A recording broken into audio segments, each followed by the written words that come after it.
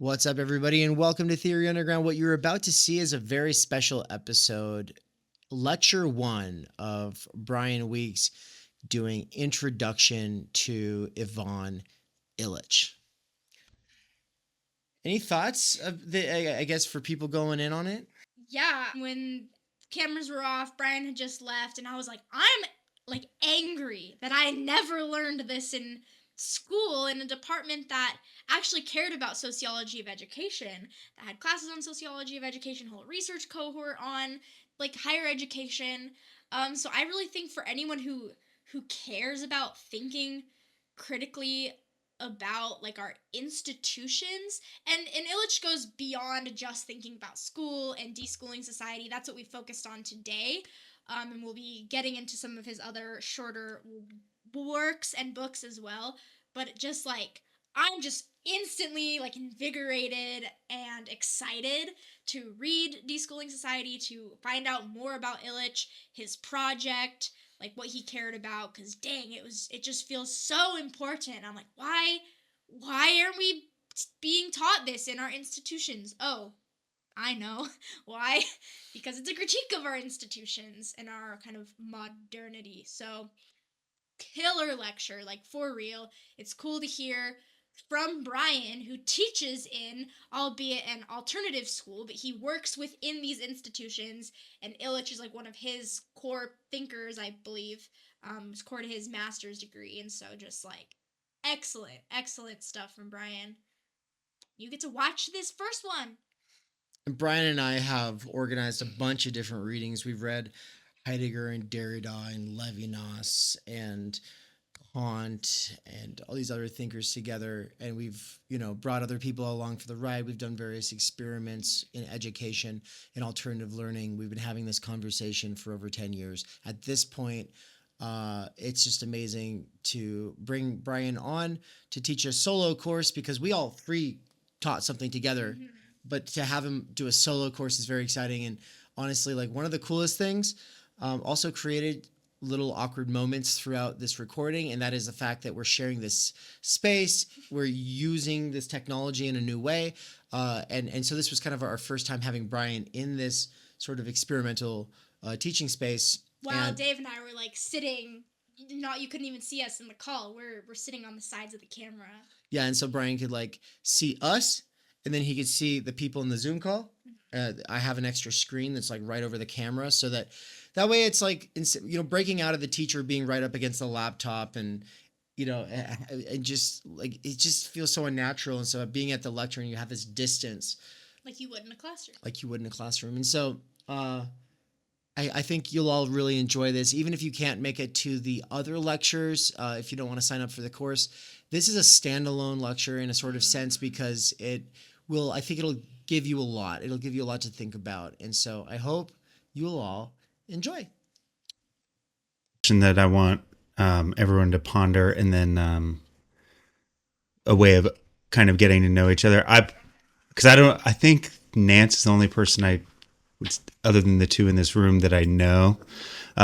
So, and it's pretty directly related. So while we wait these last couple minutes, maybe be thinking, if you woke up tomorrow, this is a hypothetical, if you woke up tomorrow and whatever library you currently possess was reduced to 5 books, and those were the only 5 books you could read for the rest of your life, what would you want those 5 books to be? Or so. This is a basically impossible question for me, and that's kind of the point. So if you can only think of a few that you're certain of, that's fine too, but just kind of a way to get what everyone's biggest reading loves are. Cool. I'll try and guess Dave's. No, I have no idea. Oh, it has to be a book you currently own, though. Not some not some hypothetical complete works of that you want desperately but don't have. It has to be a book you currently have. Christian asked, "How long is this session?" By the way, not sure it says anywhere. Our 45 minutes to 4 hours. Yeah. It's the one thing we take from Lacan is a variable length session. Yeah. I would say in my soul, I feel that this one will be the shortest of them all, because I haven't been home all week and I miss my son. And I got to spend like 45 minutes with him this morning, and I want to see him before nap time. So like I have that internal pressure, but at the same time, I'm also not going to rush through important stuff. So probably a couple hours. All right. I think we'll just get it going here, and anyone who's coming late can just watch part of it later. So normally I started off at the computer, and then I switch scenes over here at some point and then come up to the lectern. But since you're already up here, I'll just say welcome everybody to this course, Introduction to Illich. Bryan Weeks has been a collaborator for like 10 years. Something like that. At this point. And he was one of the co-instructors from the very beginning when it was just a few of us doing stuff. Like long before we had some of the bigger name recognition help that we've had, it was just us. It was me, Bryan, and Ann. And we did the Idea of the University course. And then I did the PMC course with Elton LK. And those two were the founding courses for big reasons we'll get into eventually in this course. But this one is sort of inspired by the Idea of the University course, but basically by the research that Bryan did for his master's thesis, and also the research and practice that we've done collaborating.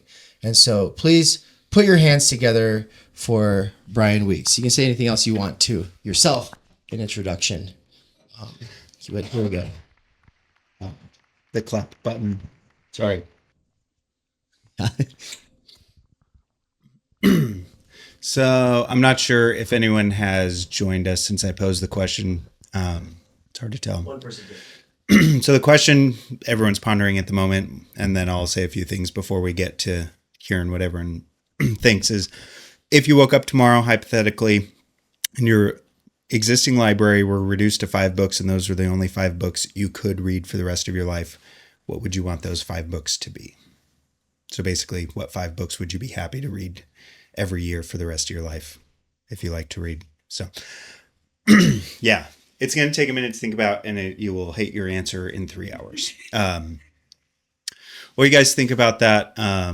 Yeah, I guess to add to what Dave said, I'm a high school teacher. Von Illich he's this kind of constant thorn in my side as a teacher. And I wrote a master's thesis basically because I read Illich.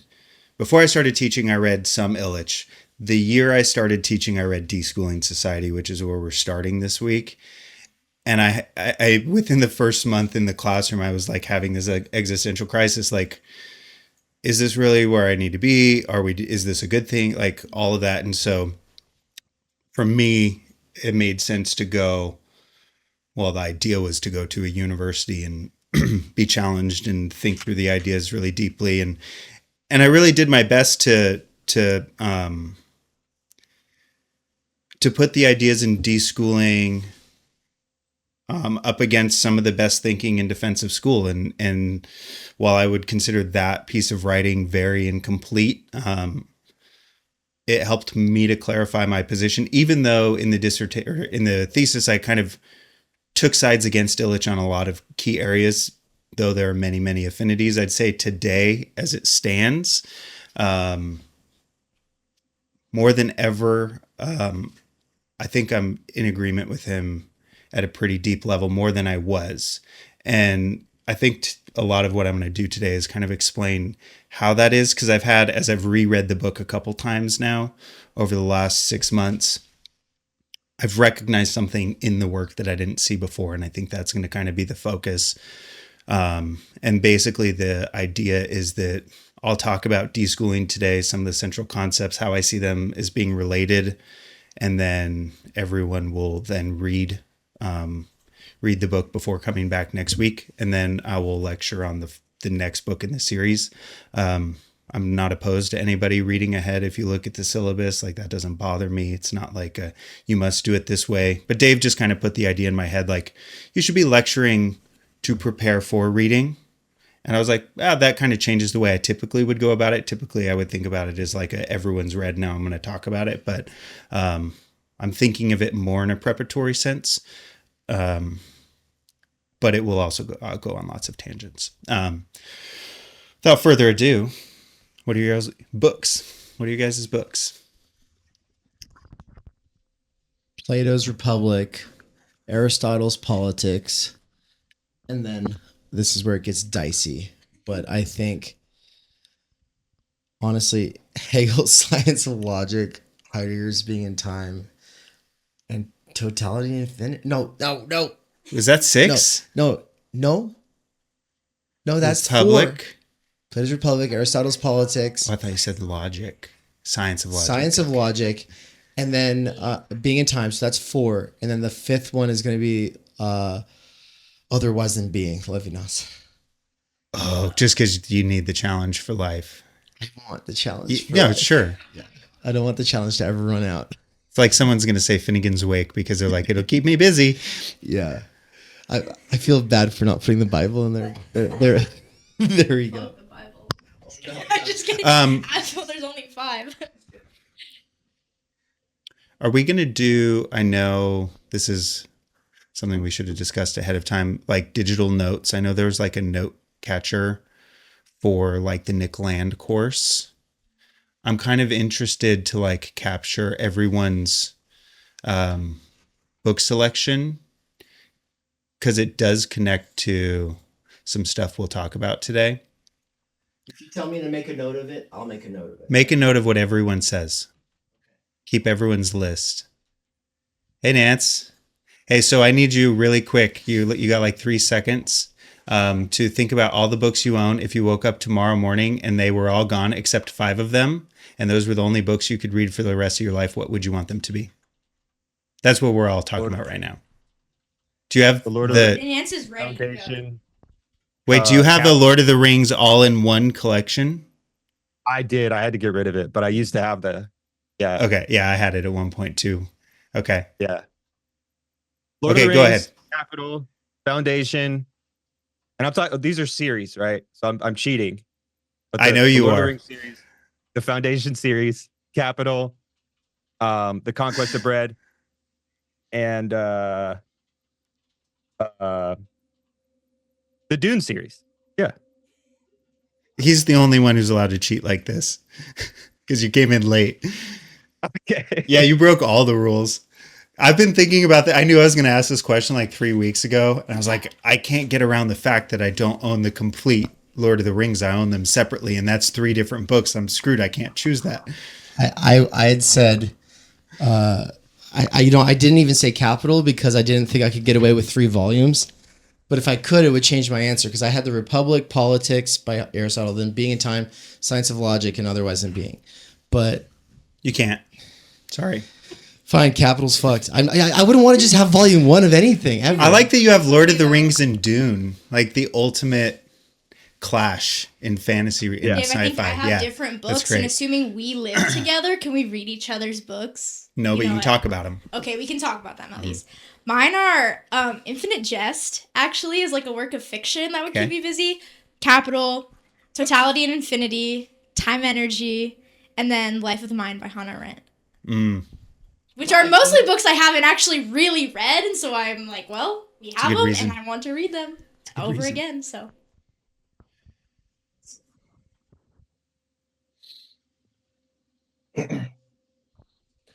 Okay, so I'd have to have Lord of the Rings, which I do have it all in one.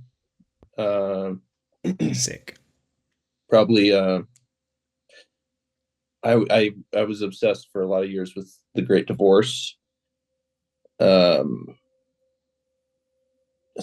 of course, I have to have the Bible, specifically the Book of John, and on a more theory one, it would be Mari Rudy, something by her, probably Penis Envy. I'm not really sure what the 5th one would be. Maybe, I don't know, maybe The Magician's Nephew or something. Sweet. Got a lot of Lord of the Rings today.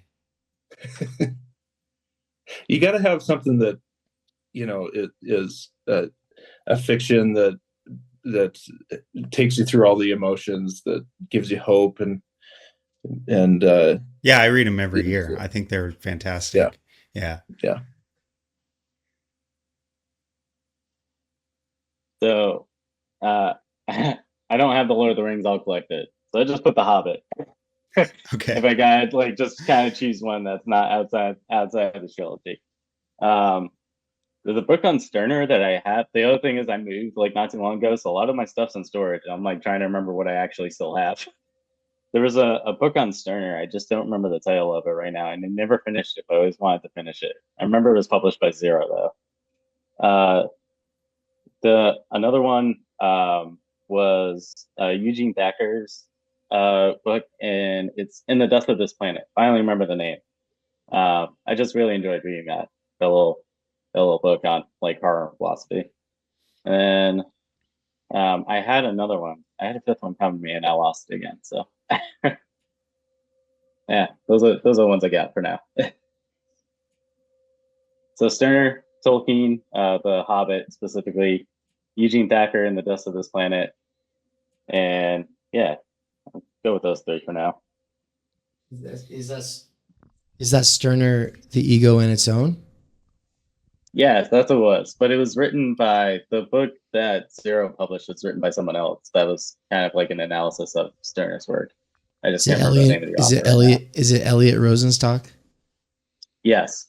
Yeah, the ego in its hyperstate. Okay. I just never was able to finish it. I always wanted to go back to it. It's currently in storage, I believe.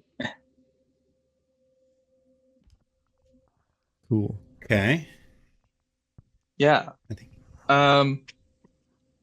I think I'll go for Less Than Nothing because it's rather thick.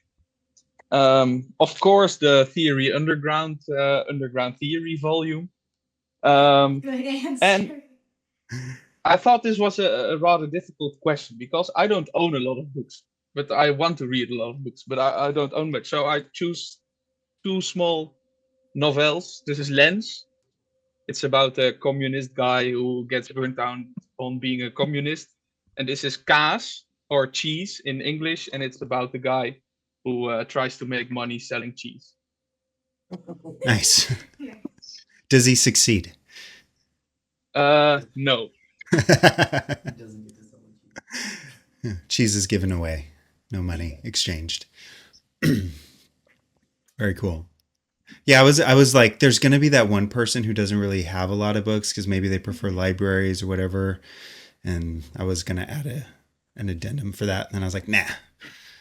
I think we have one more. Christian, Or Christian doesn't. If he's working, that's... Yeah, I know we've got clearly. Cesar in a second here. Perfect. Oh, you Love want to it. read it, Ann? What is that? First one. How do you say that first one? Just make it up. Zunagzi, Plato Collection, Thus Spoke Zarathustra, Hegel's Phenomenology, and the Bible.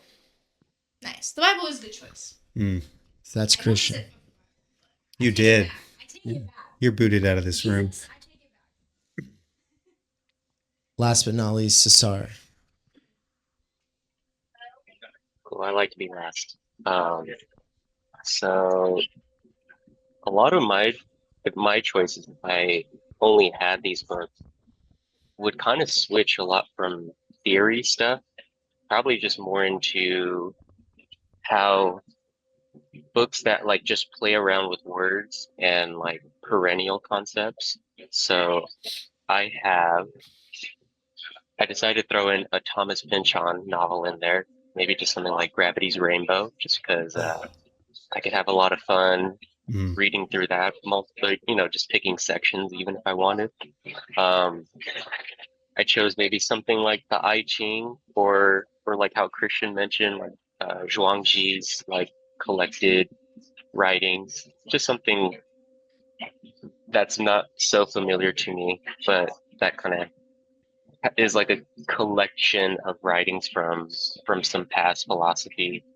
I would choose something like a Coptic Egyptian tablet that was unearthed, because I would have a lot of time to spend just understanding, just basically trying to translate from a language I wouldn't have any idea and be like solving a puzzle.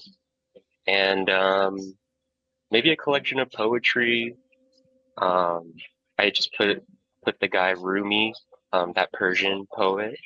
Um, and then the last one, I guess, would be, this is the most philosophy related, but it'd be I and Thou by Martin Buber. Mm. Because that's another one I could imagine still being relevant to me on an island where I only have five books. It's seems like a topic that wouldn't lose its relevance. Hit the record button on the Zoom side to back up the recording. Okay. And then recording in progress.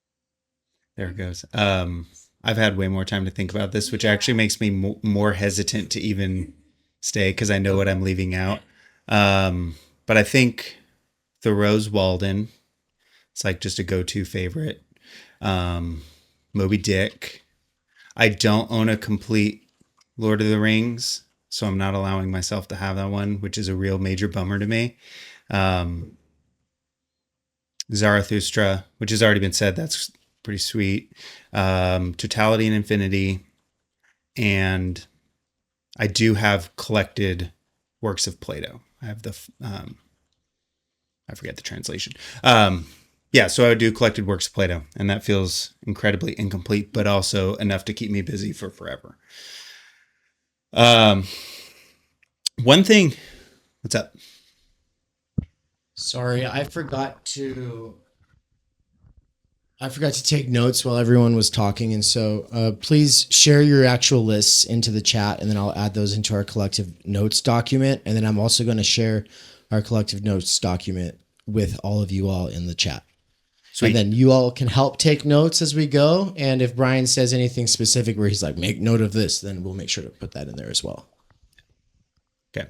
Has anybody read Deschooling Society in this group? One? None?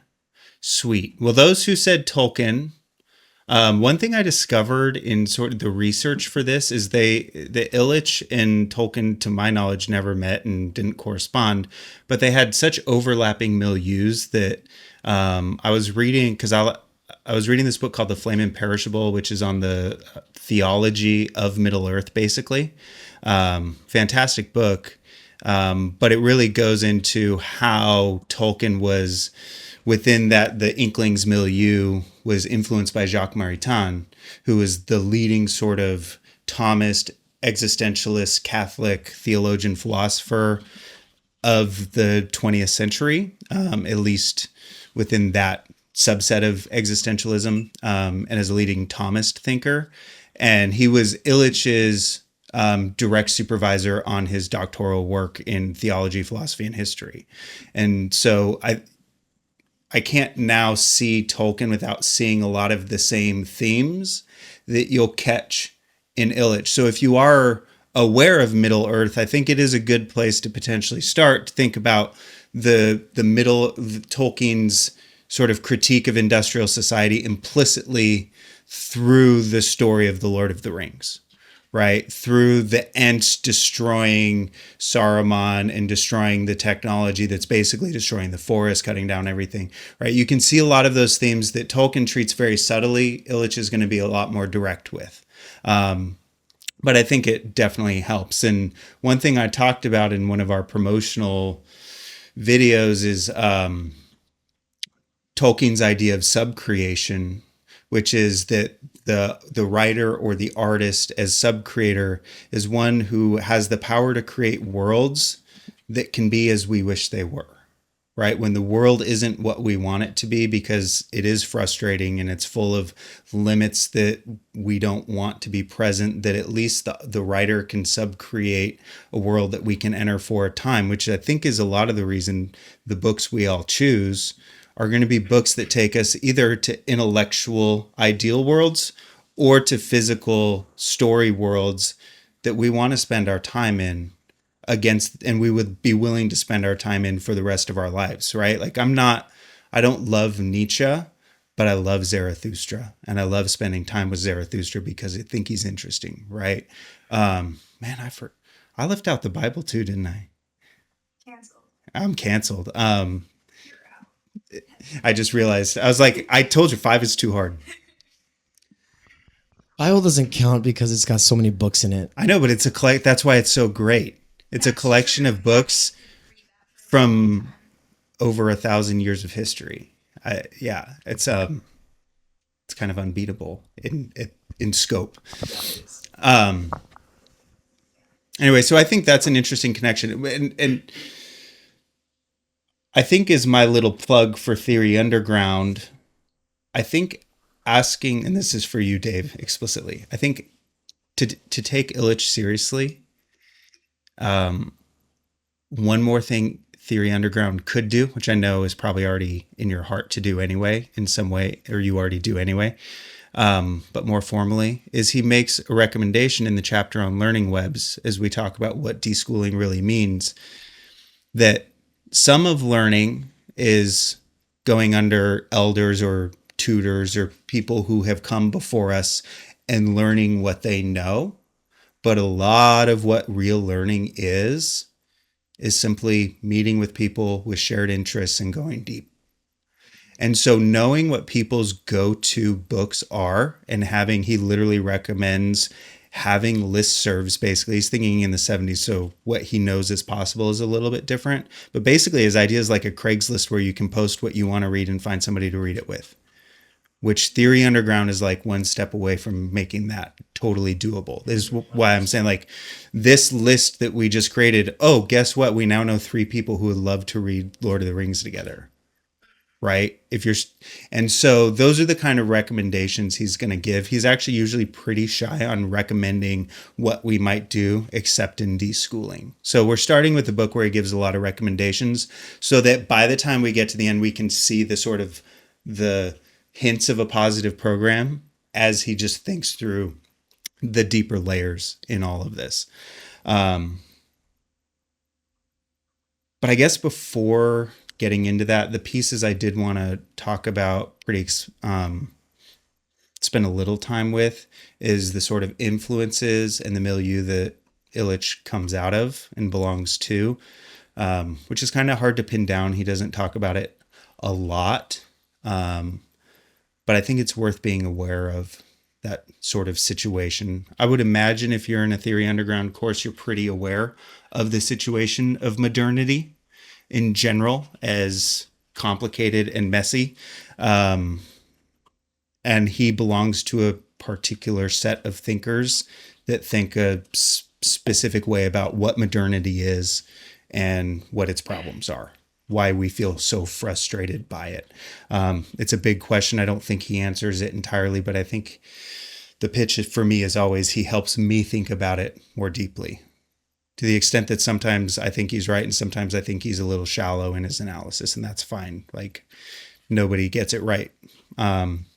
So the questions that I think are always, or not the questions, the sort of discourses that are always in the background of his work are the sort of Catholic existentialism that he was brought up in under Maritain, the technological critique. The critique of modernity is basically the rise of technical domination, more or less. And I see those as the two things really at play in especially his early works like Deschooling and Tools for Conviviality, which are the bookends for this course. Because that's where I think he helps us think about our own position in the 21st century a little more clearly. So in terms of the existentialism of Jacques Maritain, Maritain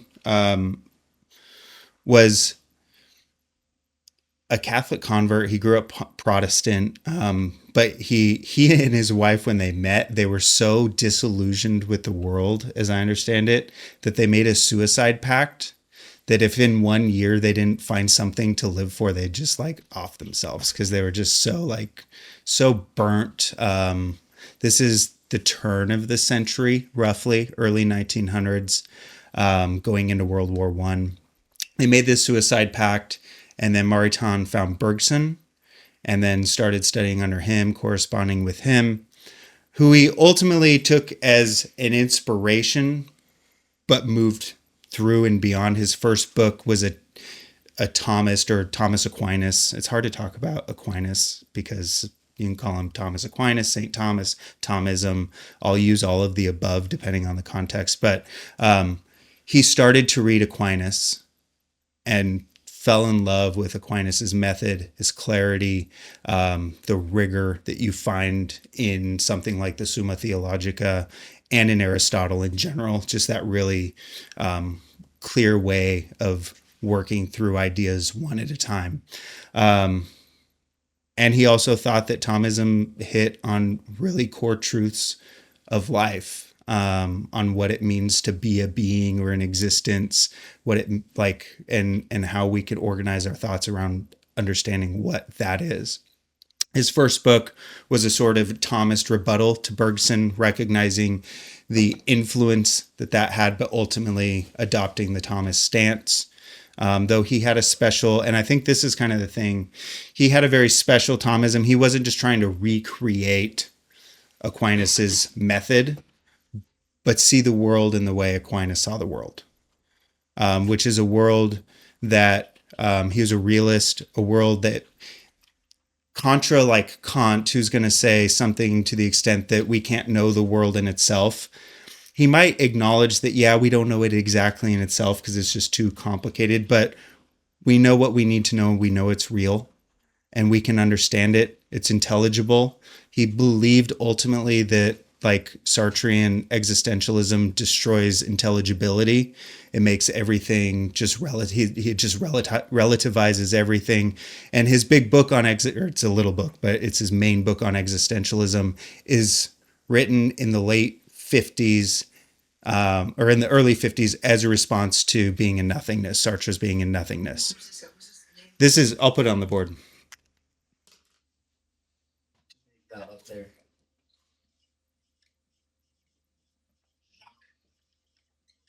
Jacques. No, I always get that wrong. Jacques Maritain. Okay. In the world of like continental philosophy in general, not a main player. In the world, the intellectual world of Catholic philosophy and theology, massively influential. Okay. And so I think that's important to recognize. Illich was a priest in the Catholic Church. He was trained in Rome under Maritain. So we're not talking some like village church, right? That he was just trained to go be another priest amongst many. He was trained in the elite schools, and Maritain himself was educated at the Sorbonne in France. So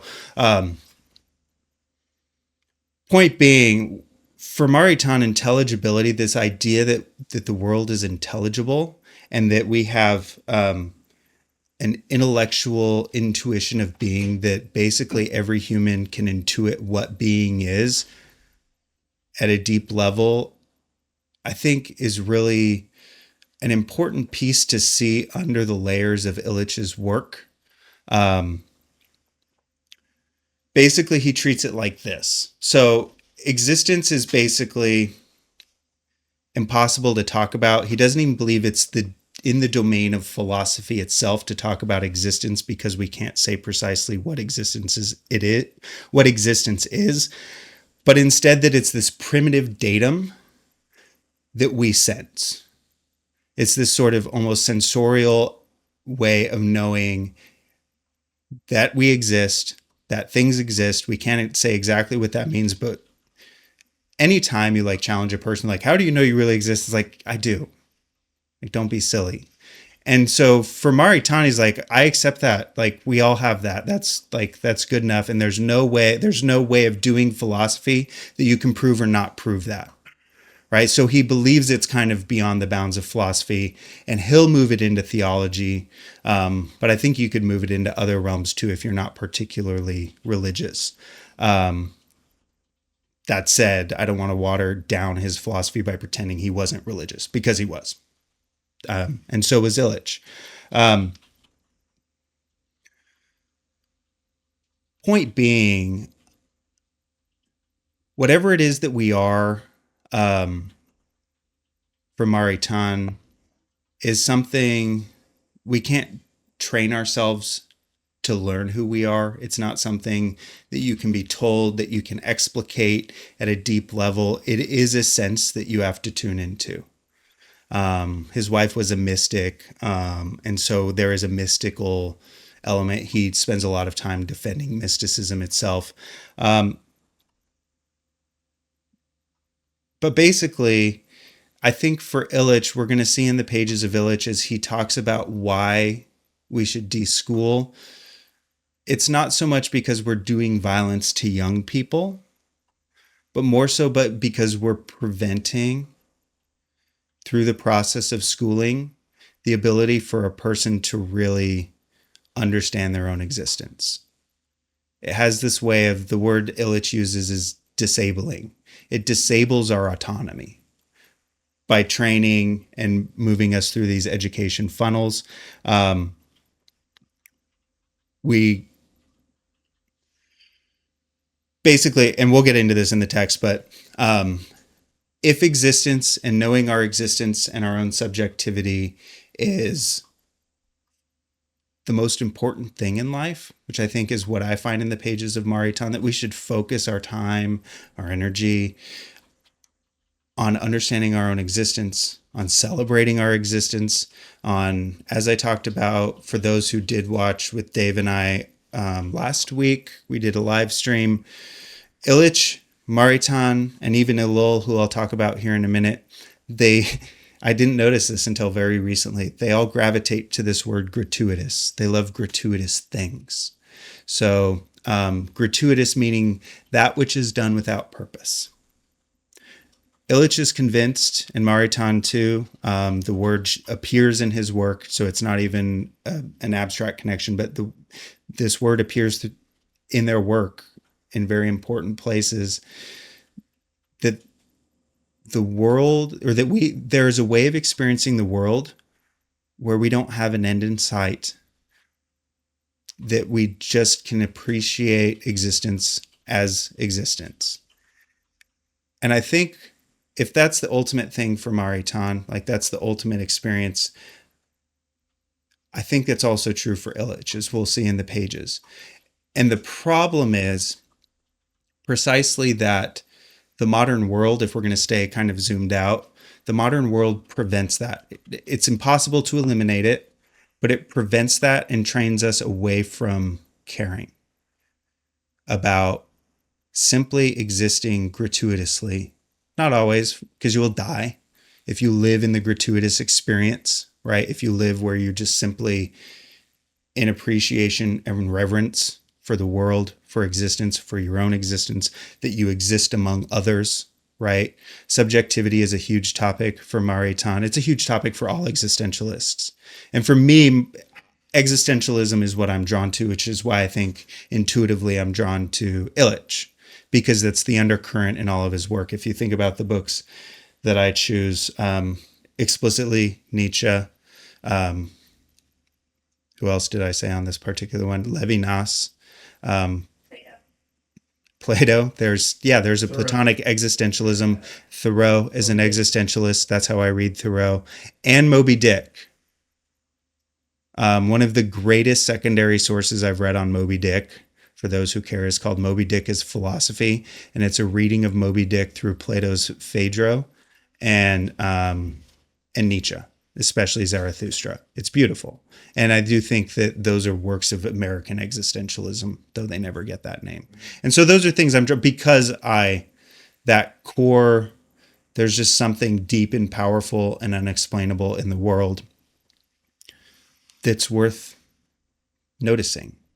And we are constantly prevented from even being able to notice that, is kind of the gist of all of this. What Maritain says about subjectivity, I think most existentialist philosophers would agree with. He even notes that this is something that he and Sartre are going to agree on, although they don't agree on the God problem. They agree on a lot of basics, what practical existentialism looks like, which I think is a great admission on his part. It would be a pretty weak work if he weren't able to acknowledge like there's a shared existentialism even among the atheist and the theist.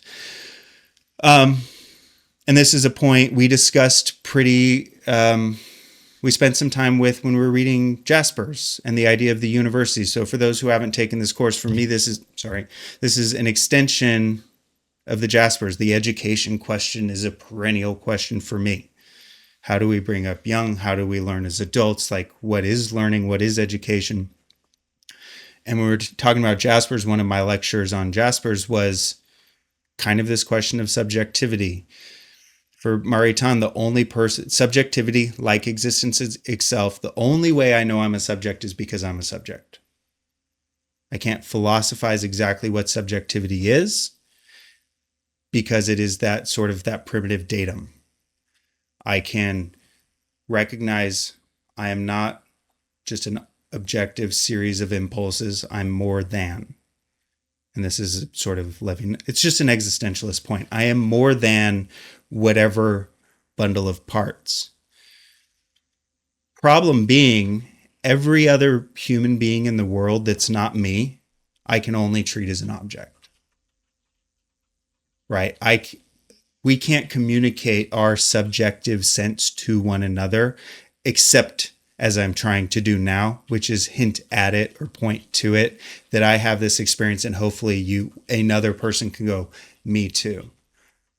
But that ability to stop and reflect on our own subjectivity is essential for those deeper relationships so that I can at least look at Dave and not knowing what his subjective personal relationship with himself is, because I know I have that with myself, I can presume it's there and kind of be put in awe by that. This is the face of the other too, right? It's funny, his book is called Existence and the Existent, written a handful of years before Levinas's Existence and Existence, both in French. This is post-World War II. A lot of people are thinking along the same things within the existentialist world.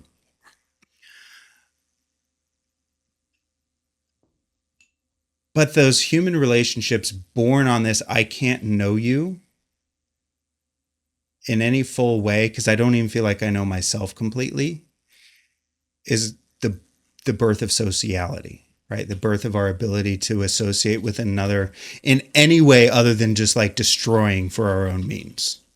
Right? It's not simply that we cooperate with one another because that allows me to get what I want to get out of the situation, the very utilitarian way of approaching human relationships, that everything is strictly reducible to social contract. You protect me, I protect you. That's absolutely happening in the world. There's no doubt about it. We treat each other as objects all of the time.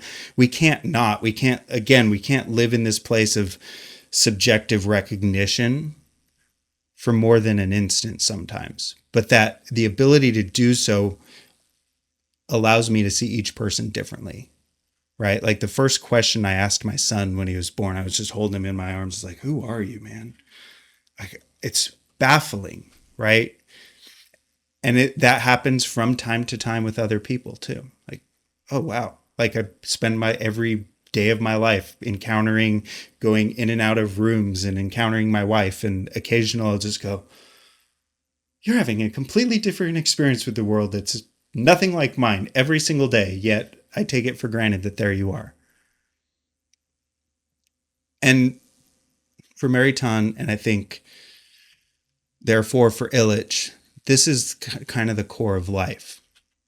And anything that strips us of the ability, the desire to have those experiences is a problem. On top of this, learning itself, because for Maritain, the human is the creature of intelligibility. He defends that the world is real, that there really are substances in the world that are knowable and that they do have essences, right? So he's a Thomist, which means ultimately Aristotelian, that there are things and those things have a non-material quality that belongs to them. It's not just an ideal other heavenly world where ideas exist, but that the things in the world have essences of their own. For Maritain, this is the core of intelligibility. This is what gives us the ability to understand the world. And by understanding it, because we are intellectual, we can put things together with the intellect. We can appreciate it. We can understand it. We can increase our knowledge in novel and interesting ways. And we can fall in love with the process of learning. In fact, it is just a natural characteristic. Illich says in Deschooling, I need to pull up the quote here. Learning is the human activity which least needs manipulation by others. And at first that seems like it might be a wild claim. I don't know if it is to you guys. The hardest part, say it again.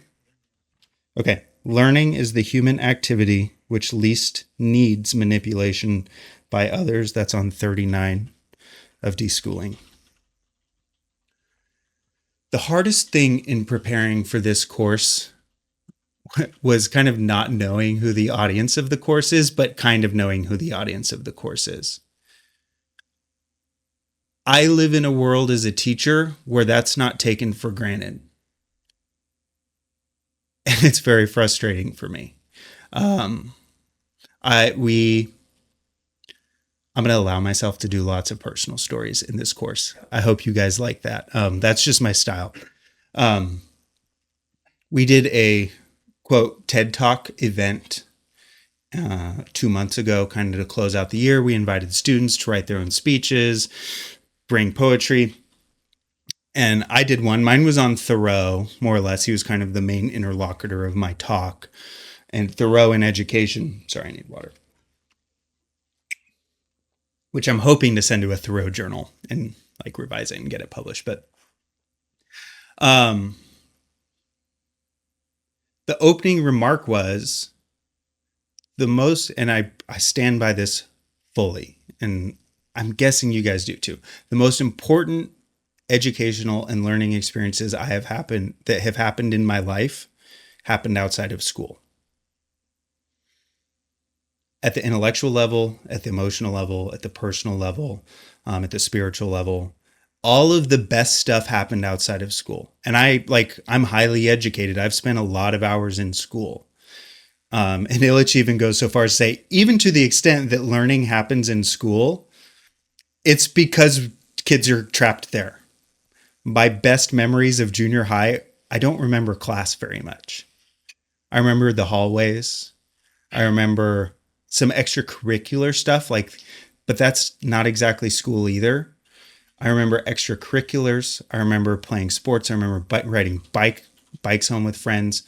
But the really meaningful things happen outside of school. Even as a master's student, I think what fully maybe convinced me as I have reflected on it over the last couple of years, most of the stuff I did in my master's thesis was from reading I did independently of the program. It was from reading Totality and Infinity with Dave and Bert. It was from reading Illich because I was struggling as a teacher.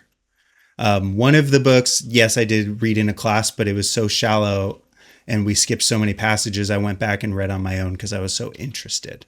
And this was Democratic Education by Amy Gutman, which I think is a worthwhile read for those who are interested in the question of American public education. She makes a really strong case for compulsory schooling.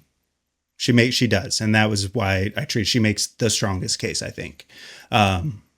Which ultimately, though, I reject on a couple points. But all of this happened outside of school.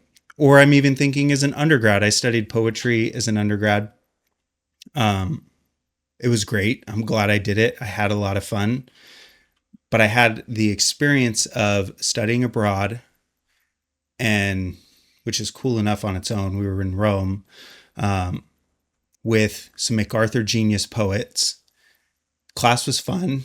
We did cool stuff. But the best thing we did was a group of us who just really love writing poetry. We met every Saturday and we workshopped together. No professors showed up. No professors were required. They didn't even encourage it. We just wanted to write and talk about writing more. I could even talk about this at the level of non-intellectual activities, such as I love cycling and I like running. And I learned to run well without, right? Like you don't need a coach, like, or if I did want a coach, I could go out and look for one, but I definitely didn't learn athleticism from PE class. And I don't know a student who did. The kids who like PE are the ones who are just like athletics and everyone else hates it, right? And I think the same is true for English class. The kids who show up to my English class like English class and do well in English class. Everyone else like, dude, get me out of here. Math class, all of these. And it's implicitly recognized in the school, but with this belief in the teacher world that we have to design our curriculum better. We have to design better activities. We have to show them how important this is.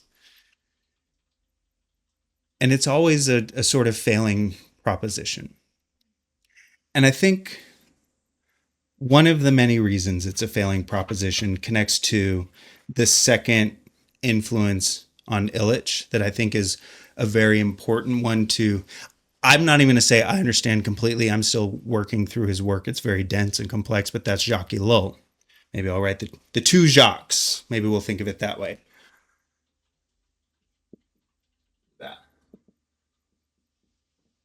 Ellul is a very important figure for media theory. Yeah, and so is Illich, I think. Yeah, as we'll see, especially in the vineyard of the text, and some of the pieces that we're not going to read in here, but I'll be sure to bring up as they're relevant. Nance, are you saying? Okay, got it. I'm trying to keep track of like where you guys are at. Do feel free, like you can leave comments for Dave in the chat or questions, or if there's like a moment that seems appropriate to jump in, like that's fine by me too. I encourage it. Anywho, can I jump in? Yeah, please. Quick little side. So you mentioned Jacques Ellul, someone who, I've also kind of been hearing about in relation to Ivan Illich with, I guess, a critique of technology, with Ellul, but that also translates with Illich. But I think you've mentioned in a past conversation that they knew of each other's works.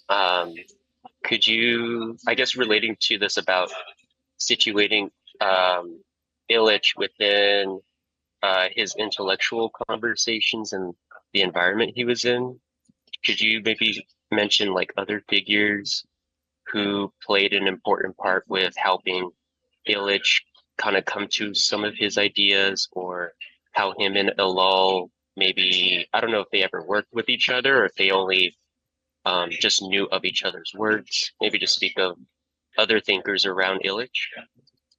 Yeah, absolutely. So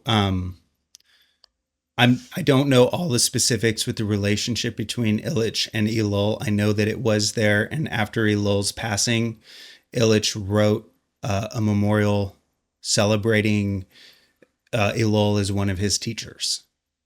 So it's like he directly recognizes the influence it had on his thought.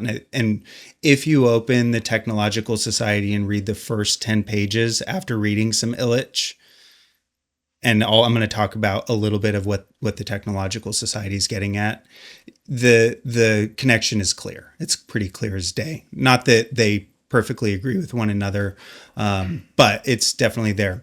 The other thing I'll say about important influences is we'll finish up this first little bit, take a little break, and then we're going to jump into the text and read the entirety of the introduction, which is 2 pages, in which he mentions all of the people he was working with to work through his ideas for this book.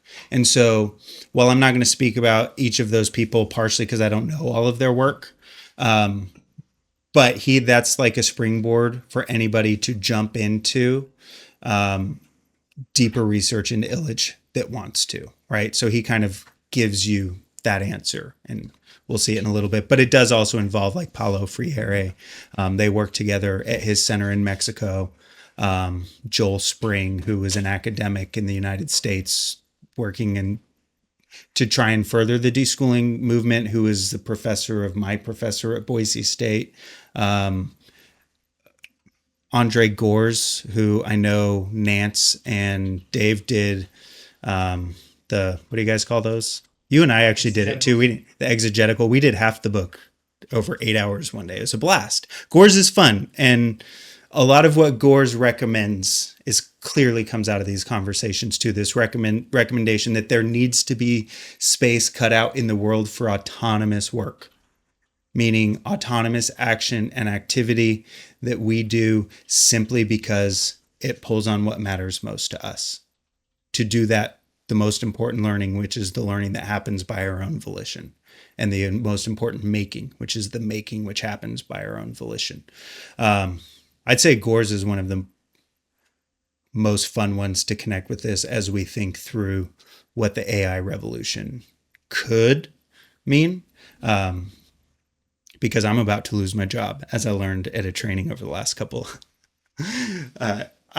Nobody is saying that, but I'm pretty convinced it's coming down the pike. Do you guys know that AI can grade essays now? It can write an essay prompt. It can write a rubric. It can like create within 30 seconds, it can create a PowerPoint slide.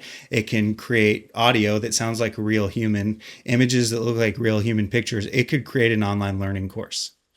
It would be a crappy one, but it would be just as good as what kids are getting now.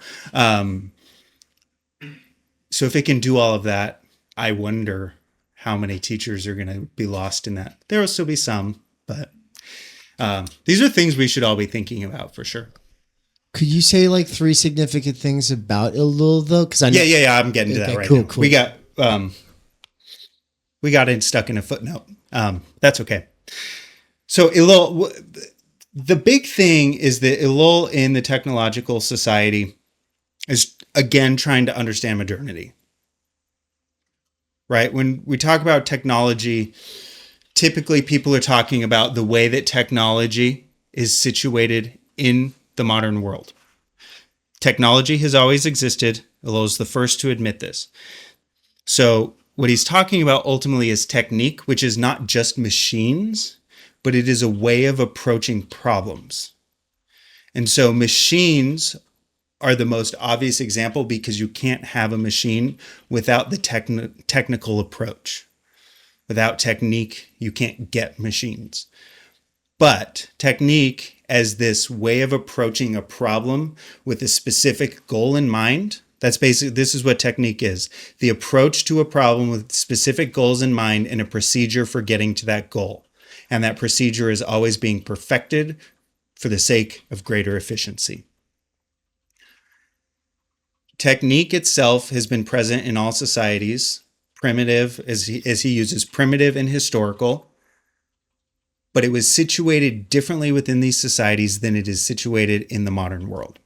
So in a historical society or a primitive society, according to his research, technique is one of many modes of navigating the world and navigating problems in the world.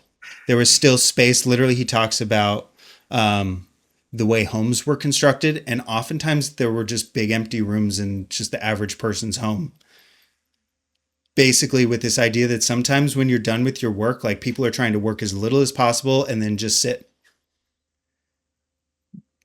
Right? Not everything needed to be a problem. Like we use technique now as kind of a very concrete example. When anybody's thinking about using a planner as a schedule for how to maximize your output in a week and get the most out of a day or a week, that's technique. We're trapped in it, right? We're like swimming in the waters of technique. All historical worlds and all primitive worlds were worlds in which technique was localized and specific to the place and had no monopoly. Right? So another example is like the technique of sword making. If you went into a battle in a pre-modern world, everyone's holding a sword that looks different from his neighbors. And it would have had a bunch of beautiful embellishments on the sword, which were literally the word he uses in this example is gratuitous. The embellishments are gratuitous. There is no point to put little like flowery men on horses on the hilt of a sword. It does not kill better. Right? If you're thinking like a modern, it doesn't kill better. It's heavier, right? It's more to carry.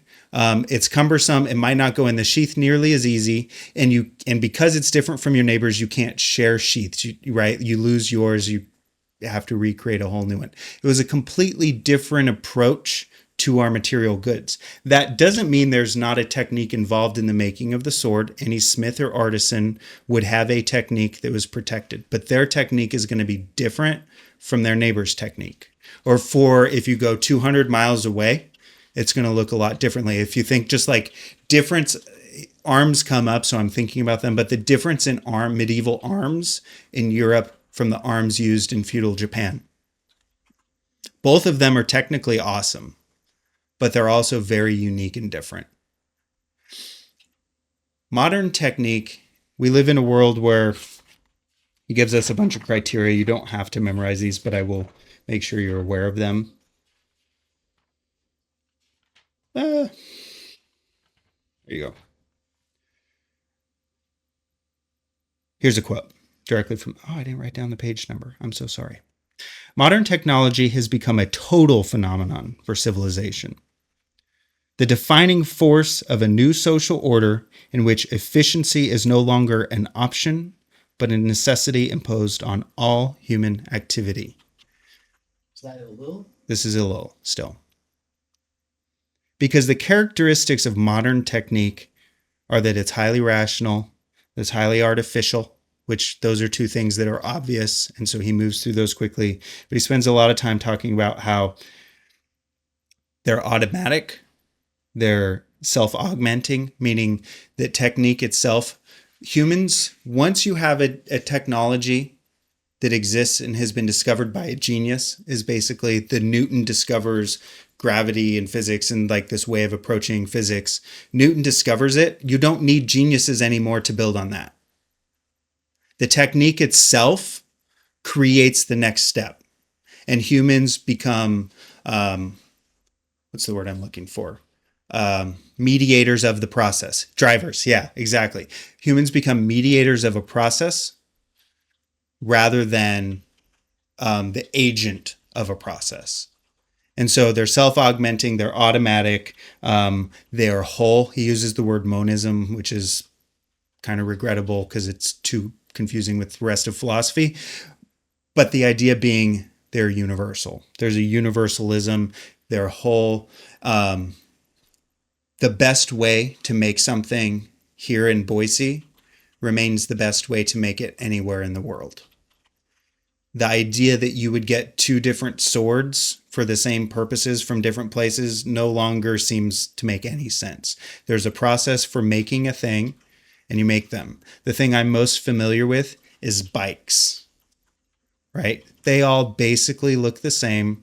Yeah, there are different brands with different components, but the technology is basically identical from one bike to another. If you're looking at the way they shift, you might have like one bike has two gears up front, another one only has one and 6 in the back or a few in the back. The derailleur that moves the gears is going to look a little bit different, but the process of producing those in a factory most efficiently and in the most cost-effective way is going to be basically the same, with only those simple exterior design things looking a little different because there's branding to be sold, right? And those are not gratuitous add-ons in the same sense that doing a little artistic flourish on the hilt of a sword, or, which we'll get to in 2 weeks, or in the way that in an old manuscript of a book, the first letter of every chapter, they're going to spend 5 hours drawing.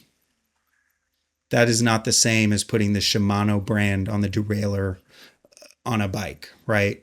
because that's really just for sales, and it's actually part of the technique of selling a thing, right? So that's the sort of the last piece, is that techniques overlap with one another and they actually create new opportunities. So again, technique is not just about machines, it's about processes. It's the way we approach problems or life in general. And we live in a world for Illich, and I think clearly for Illich, in which technique is the dominating force, under which, what's the bigger point here? Technique is this force that prevents us from having any other realms of life, like any other, maybe prevents us from the other existential necessities of life from being in the fore. I think that's a good way of thinking about it, because I'm thinking of Timenergy now, right? I hope you guys all know what this is, even if you haven't read the book. I'm not going to sell your book for you. I'm sorry. No. Buy this book. It's actually really good. My copy is destroyed because I was just traveling with it. But the idea that there is an inherent human desire to have the autonomy of our own time and our energy reserves to do things is an I think, in some sense, trying to carve out a space in which technology is not the absolute force that it is. Illich is quick to point out, and this is the problem that Illich faces and that any of us face who take this seriously, if I can find it, that you don't just decide to get rid of technique. And I'll say it simply, but I'll also read, this will be kind of the conclusion of understanding what needs to be understood for Illich. If technique is the process of determining what needs to happen and then coming up with the most efficient way to make that happen, if that is what technique is, if we want a world free of technique, we can't just say, that's what we want. How should we best get there? Because then technique is still driving. And it becomes this contradiction. Does that make sense? Technique ultimately can't be the thing that creates the new world.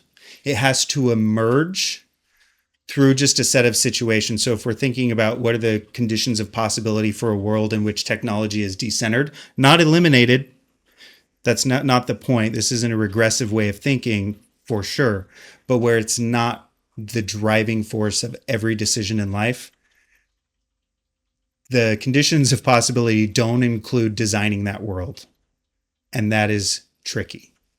I think that is really the tricky heart of Illich's work, is trying to get us to think creatively, imaginatively, and subcreate with possibilities and desires, but without spelling out exactly how that looks. A danger he even maybe goes too far in Deschooling.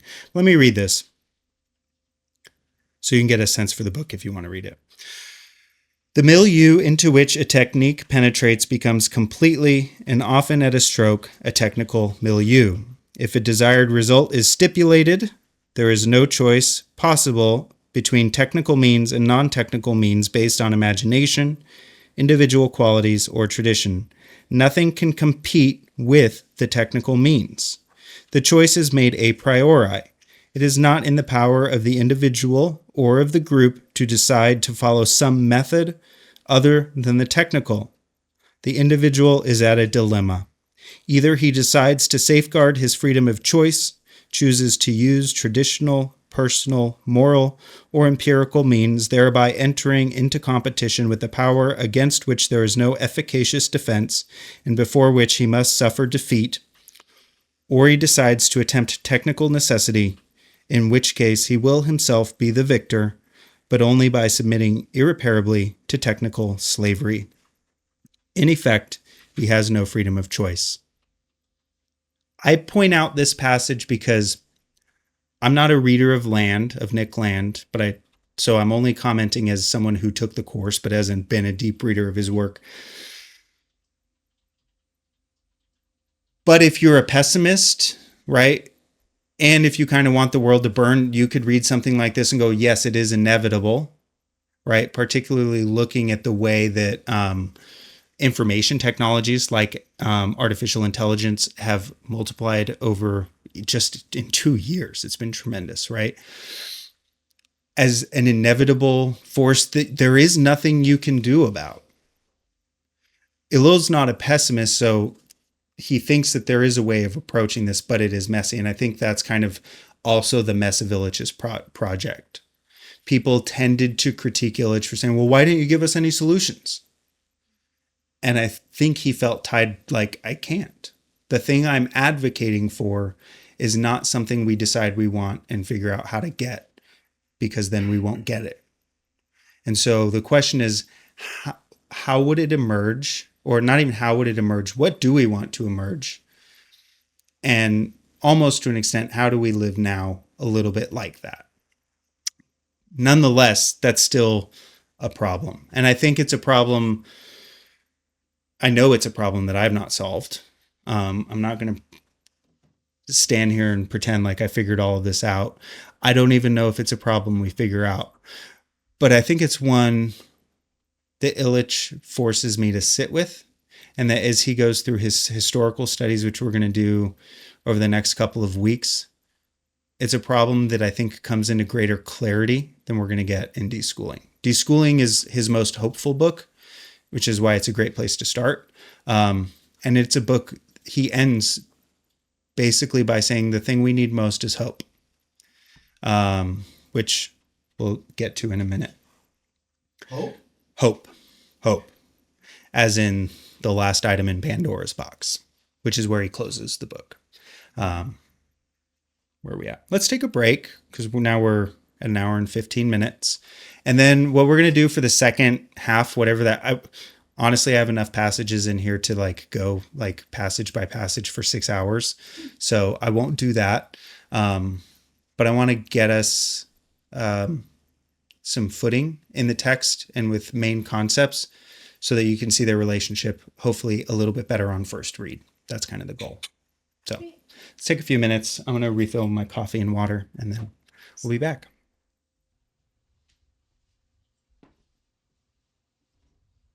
All right, everybody, I'm going to make a couple of announcements before Bryan comes back. And first, I wanted to say up on the whiteboard behind my head, above my head, you can see it says TUCon 2024. And I believe the dates are the 24th through the 27th of October. Is that right, Ann? Yeah, basically. Yeah, and so right now, the dates are the same, but the place has changed. It was going to be in Mexico because you can get like a mansion for the cost of a regular Airbnb in Boise. Yeah, for a single hotel room, you get a mansion. Like that's how crazy the cost difference is. But the fact was, I thought that would also be easier on people traveling internationally. I thought that would have been, but the fact is our international audience, they said it would have been too short notice. Oh, can you let Cesar in there, Nance? That's one thing. The international people needed more time, but also the people in the U.S., almost none of the people in the U.S. would have been able to make it, and that's just due to the cost of travel. Also, Bryan and Elton wouldn't have been able to make it. So there's a bunch of people who wouldn't have been able to make it. So what we're doing is TUCon 2024 is happening in Boise, Idaho. But this is a specifically hybrid event, meaning that there will be an in-place, physical location, probably at Xanadu, but maybe on Boise State campus. We'll see. And we're going to beam in Mikey. We're going to beam in Todd. We're going to beam in a bunch of different people via Zoom. Bryan is unlikely to be there because he is going to have a baby the week before. Sorry, his wife will, but whatever. They're having a baby. This time it's his. Oh, okay. He's doing the labor. And then so that's that. You don't have to come physically, though, is the main point. I know several people are. I've already gotten something like 12 proposals for the anthologies coming up, which is great. I know I'm probably going to double that number here in the next week because there's a lot of people interested in getting into some of these volumes. There's a lot of people going for specific volumes, so they're going to be tight. Now, with that all said, You don't have to be there physically to be in a volume, but you do have to present if you want to be in the conversation. And I don't want to be publishing people who are just dropping me essays and then not paying attention to other people's presentations. The whole point is you should have like a first draft of your piece done by the beginning of October, or of your pieces done by the beginning of October. Then that way people who will be on panels with you have a chance to take a look at your first draft before they present alongside you, and then you have conversations on the panel. And then the thing is the final draft deadline is going to be November 15th. That way you have some time to make revisions to make it so your piece engages with some of the interlocutors from the conference. Because look, if we were a normal academic sort of publisher, there would be no real expectation that you're all reading each other. If we were, I understand like higher, more serious journals, there is that expectation that you've gone back through and read everybody in the journal. But I mean, nowadays there's a lot of places you can publish without doing that kind of thing. And so with all that said, the significant date there is TUCon 2024. October 24th through 27th. And then the final deadline for papers, for the final drafts of the papers, is going to be November 15th. And then, of course, just the proposal to even be in the conference, which, I mean, you don't have to actually write the piece by this deadline, but the proposal deadline is coming up really quickly. It is June 16th. So it's coming up super fast. And I just did a bunch of proposal writing exercises with people yesterday. It was a lot of fun. I'm looking forward to doing a couple more throughout this week. And the all physical conference that I do want people to try to set money aside for, you'll want to set money aside for it, because you won't be able to attend any other way except to actually be there in the flesh, is going to either be in the Tillamook Forest of Oregon, or it's going to be in Virginia with, at the OG Rose venue.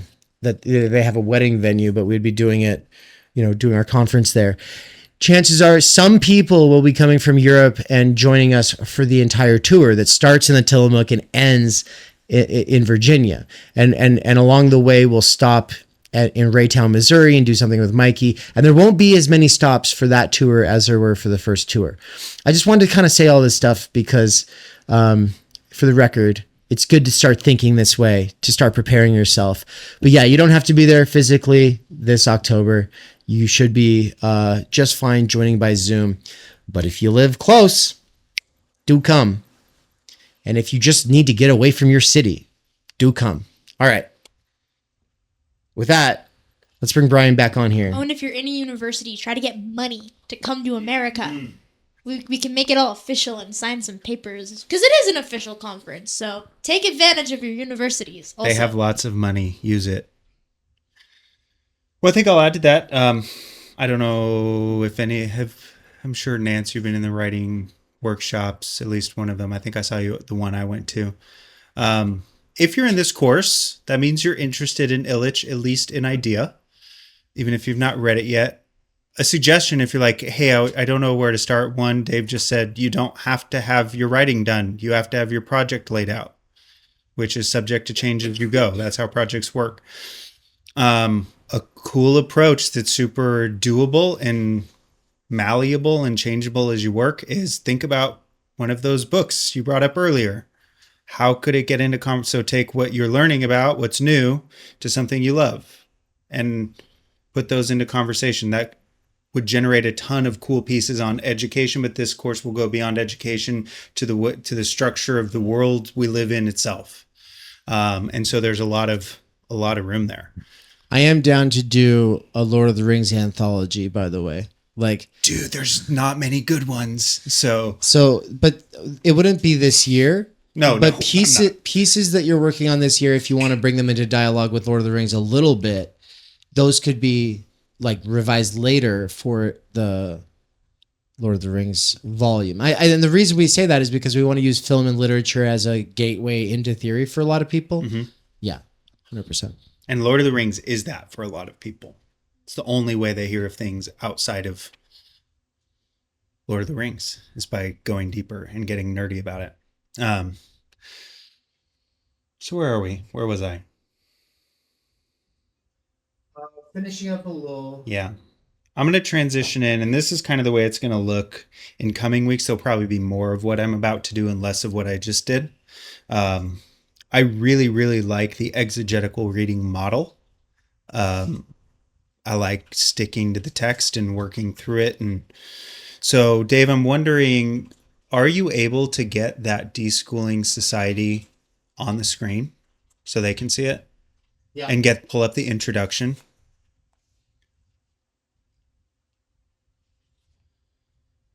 While he's doing that and getting that set up, I'm going to give you Illich's definition of school, because I think this is really very important to understand what he means by school. And my initial misunderstanding with what he means by school, I think, caused me a lot of headaches and problems. Because for a long time, I thought all that he was doing was critiquing how unjust it is to make kids do things. And now I'm pretty convinced that's not the issue at all. Like, yeah, kids are still kids. He's not saying kids shouldn't be kids. He does question where a kid stops being a kid and becomes an adult. That should be more of an open position or open question in our world than it is. This, like, you turn 18, you're an adult, when most societies throughout the world traditionally were way younger than that. When sort of autonomous decision-making desires develop. That said, the idea that you make a kid go to school as unfair or not nice, or that they will be just simply indoctrinated, is a much more simple critique than what he's giving.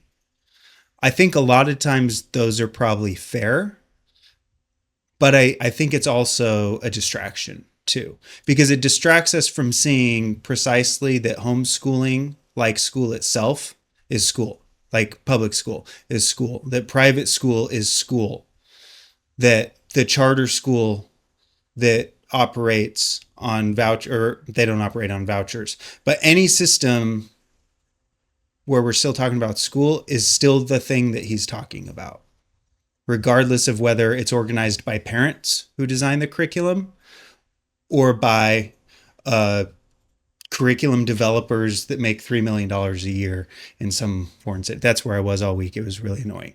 All of it is still school, because school, as on the board behind me, his definition is that it is an age-specific, teacher-related process requiring attendance at a full-time curriculum. There is a whole chapter called The Phenomenology of School, where he breaks down in a more detail exactly what each of those chunks are: the age specific, the teacher related, the compulsory nature of school, and attendance at a full-time curriculum. So when we're talking about school, we're talking about anything that fits that definition. And I would say, to a certain extent, we can, even though it doesn't other institutions don't perfectly follow the definition, such as a university, other educational institutions. A university is not technically a school, which Jaspers, however we're going to go, we still haven't decided, which Jaspers is really clear about, and I think helped me to clear up this distinction, that the university should not be and is not a school. Problem being, and this is where I began to see this university more and more operates as a school than at its inception. So we are not explicitly talking about universities here, but to the extent that universities look like schools and that they are funnels through which we put people for specific purposes, and to the extent that there is an implied compulsion, not a legal one, they look a lot like schools. In most major universities, the age-specific part is like, yeah, basically everyone within each group is within the same age. Our local university is less traditional in that sense, but typically they're designed to be completed before your mid-20s. and then you move on with life and you're done. So all of those requirements are things that are worth keeping in mind and keeping on the forefront. Anytime he uses school, this is what he's talking about. A place where kids are grouped according to their age and lumped together just simply by no other relational quality than that they were born in the same year. That it's teacher related, though I wish he said teacher directed. No, that's probably, I take that back. There's this whole movement in schools just for like some insider jargon, teacher directed versus student directed, or teacher oriented versus student oriented is like this like way that teachers talk about the solution to all the problems of education. You just need a student focused classroom, without the recognition that even if you give students the quote autonomy, which is you're going to choose which book you read. This is something I do because I'm a teacher, right? You give student, this group can read that book. This group can read that book. The teacher is still making the choices. Well, we have to get to X point by X date. So as much choice as you give students, in an English class, you're still expected to teach them English. And if you all of a sudden have students doing math because you gave them that much autonomy, you're not doing your job, right? And so this isn't like against any one teacher. And that's another thing that I think is important, is this is really what is the institution of school and the idea of school, and how does it operate and how does it fail itself, is what we're basically going to get to. Not how teachers fail students, because teachers are in the same position as students, right? That we're obligated to have jobs like anybody else. If I leave teaching, schools don't go away, and I'll go have another job where I do some other thing that I can find a way to have a problem with, because it's still a job. That's my little justification. But like, so there's our definition. Let's read the introduction, where he's going to use the word school, but he's also going to give us that further context of his own intellectual milieu that I talked about. And the book is encapsulated in this introduction really, really well. So if we take our time with it, it sets up getting into the rest of the text pretty independently. And everybody can see the shared screen just right? Okay, perfect.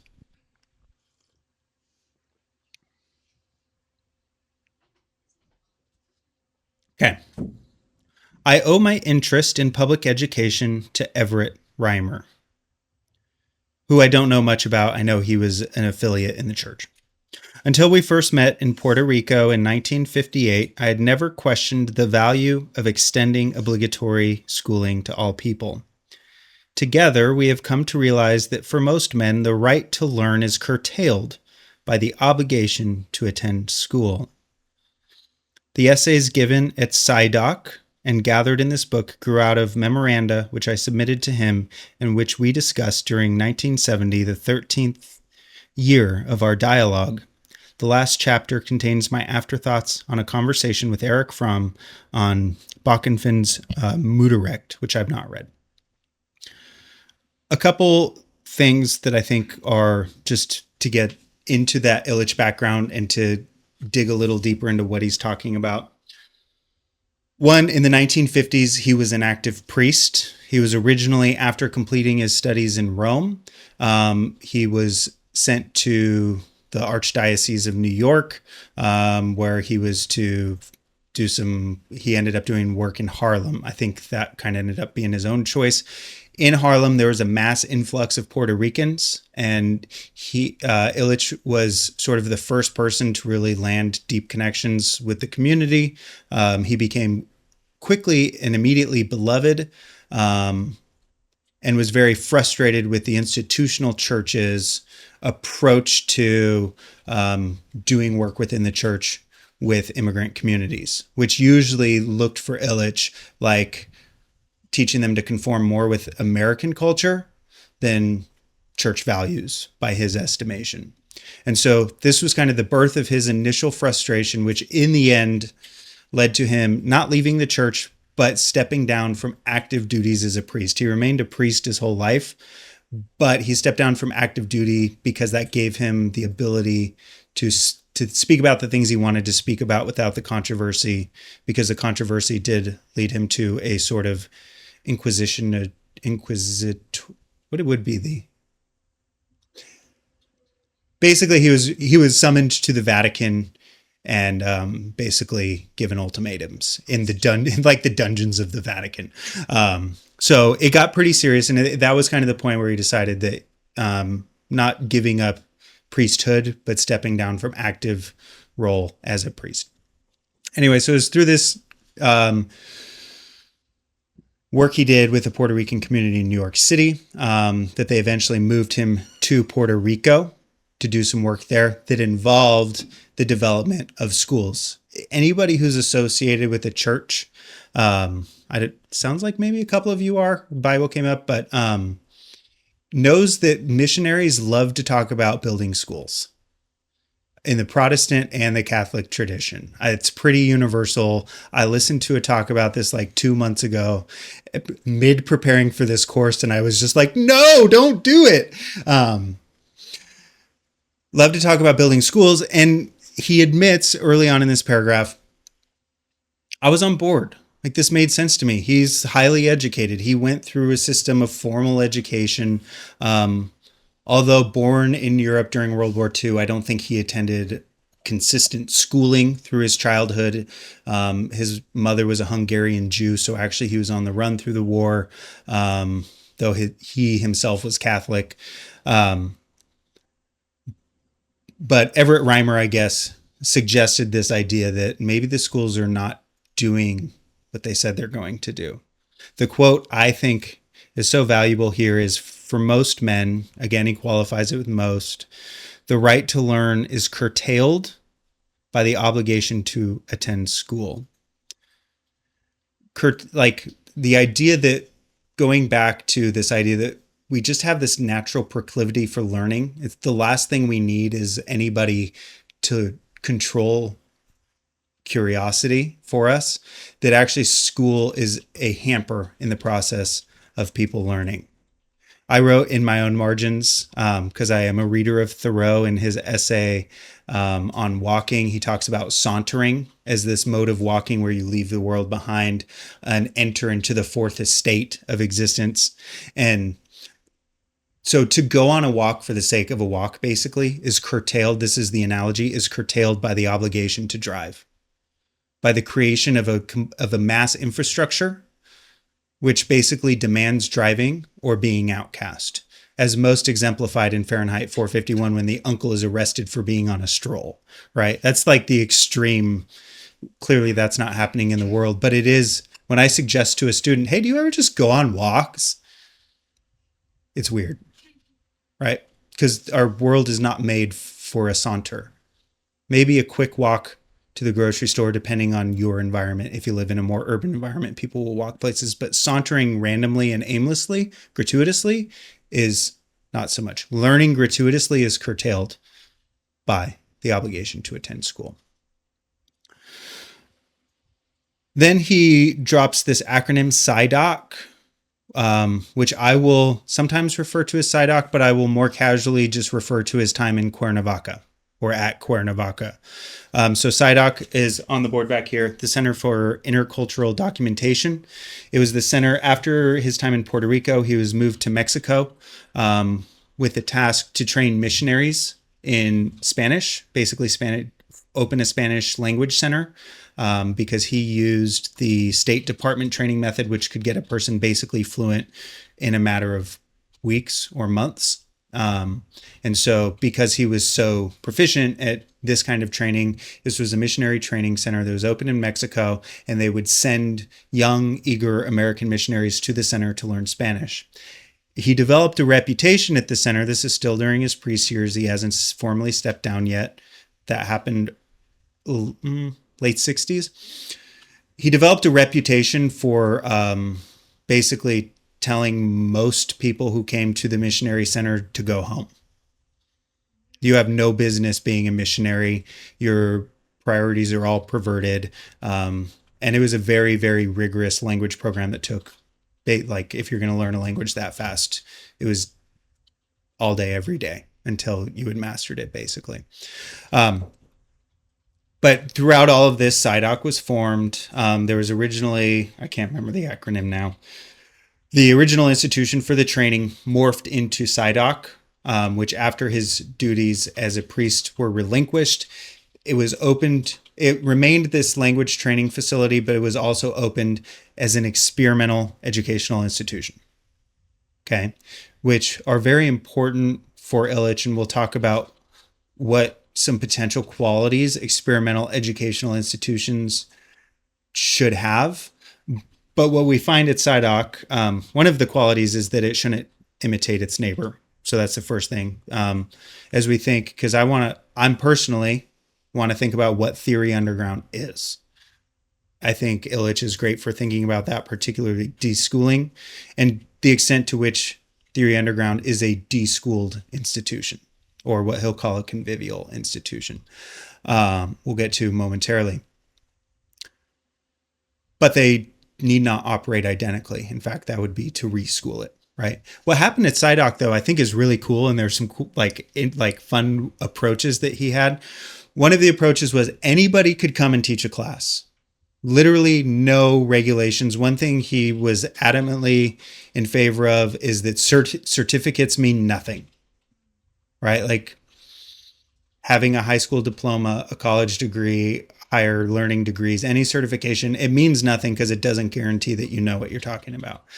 So instead, his method was anybody can teach. We'll get you on. They had this large document that they kept that had all of the running classes at any given time, which ranged sometimes up in the hundreds in a given week. And the only requirement for your class to go through is that X number of students sign up for it. Not a lot. I think it was 5 to 10. It's so long, but so long as you got a certain number of signups, yeah, I'm allowed to teach this course. That was a close call. Thanks, I know. Thanks to the last couple of signups in this course. Ooh, we just about made it. Well, you two are here. Yeah. And then students had no obligation to stay. It was made really clear that if you were bored by a course, like there's no offense if you left. And so I guess I'll open that up to you all too. If you don't show up next week, Everybody starts dropping out right now. that's fair. But it need not be said because everyone's here of their own volition, right? Like you've chosen to be here. And if this is taking up time of yours that could be more valuably used elsewhere or in some other way, cool. I'm happy for you, genuinely. And this will be recorded so you can still access it later anyway. So, which is what we have that he didn't have. So that was one of the main features though. It caused a little hostility. Imagine Yeah. if those were all recorded and we could have a channel where we could go back through the hundreds of courses they were doing at a time. This is a deep level. I'm not sure I'm this type of nerd. Just personally, I'm not sure if I have the energy, but they're because it was the 70s and documentation was typically really, really the way notes were kept was really thorough pre-computer. I don't know why it changed. I don't know the history of that, but typically there would be in a lecture, there would be somebody taking verbatim notes. And I know there's stacks and stacks of documents from SciDoc. When you read the histories, the Prophet of Cuernavaca, they're usually pulling from that. That's a really cool history of his life, particularly the time at Cuernavaca, for those who want to go a little bit deeper. But I don't know if I have the patience to be that kind of researcher. That's a special type, you know what I mean? But you could. But the course listings are all preserved, if I understand correctly. And so you could easily go and look what kind of courses people were teaching. And it was literally, you're allowed to teach whatever you want if you can get people to show up. Have fun with it. So that was the main thing. It was usually this is the 60s. People kind of on the fringes, college dropouts, or people kind of in radical universities. I think a lot of Berkeley students tended to show up. Some of them really disappointed by what they found because they had this expectation that it was still school, but not school. But the other piece that I think that did we read it here or have we not gotten to it yet? Okay. Yeah. So let me read this next paragraph and then I'll talk about it. Since 1967, Reimer and I have met regularly at the Center for Intercultural Documentation, SciDoc, at Cuernavaca, Mexico.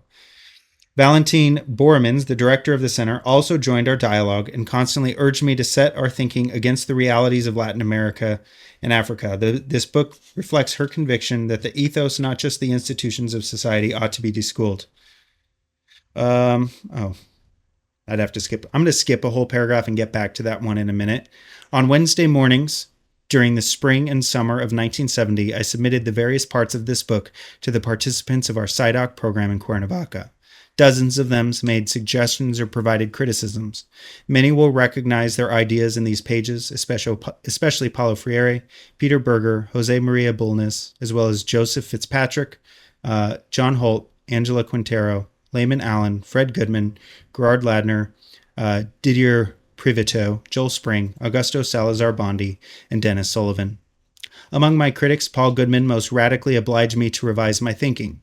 Robert Silvers provided me with brilliant editorial assistance in chapters 1, 3, and 6, which have appeared in the New York Review of Books. This is a really... The Bluetooth problem we had last week just returned, which means that all Bluetooth on this computer just died. So on the connected. On the recording side, all it means is that you'll just have to go back a couple sentences. Really quick, so what you were about to say, or you're just getting into, was what this tells us about what was really going on there at SciDoc. Yeah, I was just gonna say also, is that the same Peter Berger who wrote the social construction of reality? You should look it up. I don't know. Okay, because Daniel Garner of OG Rose, like, he loves Peter Berger. He also loves Ivan Illich. So there we go. I maybe just text him. Yeah. I don't know. There are a lot of these names. I'm sure you could spend a lot of time with. I know more about some than others. So are we good to go? Yeah. Okay. So what may have been missed is that this paragraph where he talks about what happened on Wednesday mornings gives us some really cool insider knowledge about what was happening at SciDoc, which is a cool, like, to me, it's a similar insight into what's happening at Theory Underground. One, there's courses that are made available, but really it's these ongoing conversations. So at SciDoc in Cuernavaca on Wednesdays, as well as some other days of the morning, the whole morning would for these sort of like senior faculty, I guess is the way to think about it. The people at the center of the institution, just being offered, someone's on summer from college and they want to give a class and then they go home. But there's this other group of individuals who were there more permanently or there for longer durations of time. And they were actively working on projects of their own. And on the Wednesday morning, for example, Illich himself would show up with this particular problem or topic that he's working on, and they would basically dialogue it out. They would work out these problems, have these really long multi-hour conversations, stop for lunch or stop for a snack and a coffee or tea, and then come back to it. And sometimes it was a whole day affair. You can see all the individuals who were here and the extent to which someone wrote about it. I forget which book I was reading, that the reason all of Illich's books managed to be so short is because the rest of the text is in those conversations. It's sometimes frustrating for me as a reader because I would like him to be kind of defending everything he says, but he is writing for a public audience, for a general audience, in a moment of time in which he feels that the potential for the world to shift, again, the 1960s and early 70s, is ripe. So he's not trying to write an academic treatise, but the academic work was happening behind the scenes. And so it is one of those things, like how much of that was recorded faithfully in notes. Some of those conversations would be really cool. And for anybody who wants to go do that work and share it, I would be like, if you have the kind of time to do it. If I had more time, I probably would do it, but I don't. But you can really see what's going on behind the scenes. And that was kind of the heart of Cuernavaca, and it began to be what really happened at a regular basis. So much so as individuals, is that in this one? Doesn't matter. In these conversations, to the extent that there were disagreements that were never resolved, others would also publish books on their own particular problems. So the next paragraph, Reimer and I have decided to publish separate views of our joint research. He is working on a comprehensive and documented exposition, which will be subjected to several months of further critical appraisal and be published late in 1971 by Doubleday and Company.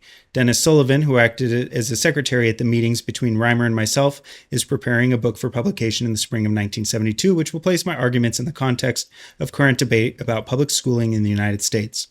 I offer this volume of essays now in the hope that it will provoke additional critical contributions to the sessions of a seminar on alternatives in education planned at SciDoc in Cuernavaca for 1972-73. The extent to which any of that officially happened or didn't happen is information just for further inquiry. But what I like about it is that SciDoc was not a place for a sort of a homogenous, we're going to have this agenda and we're going to work to push that agenda into the world. It really was a place, as much as was possible, they had a set of questions that were relevant to the work they did. And so to the extent that a question wasn't relevant, it might not have been pursued. But the perspective on those questions were really treated as things that needed to be worked out and defended, not dogmatically asserted. And I do think that that is going to be one of it is what you find in the Underground Theory volume is challenges. Dave even challenges individual contributors in the introduction to the edition. And for me, this is the key to a robust intellectual milieu.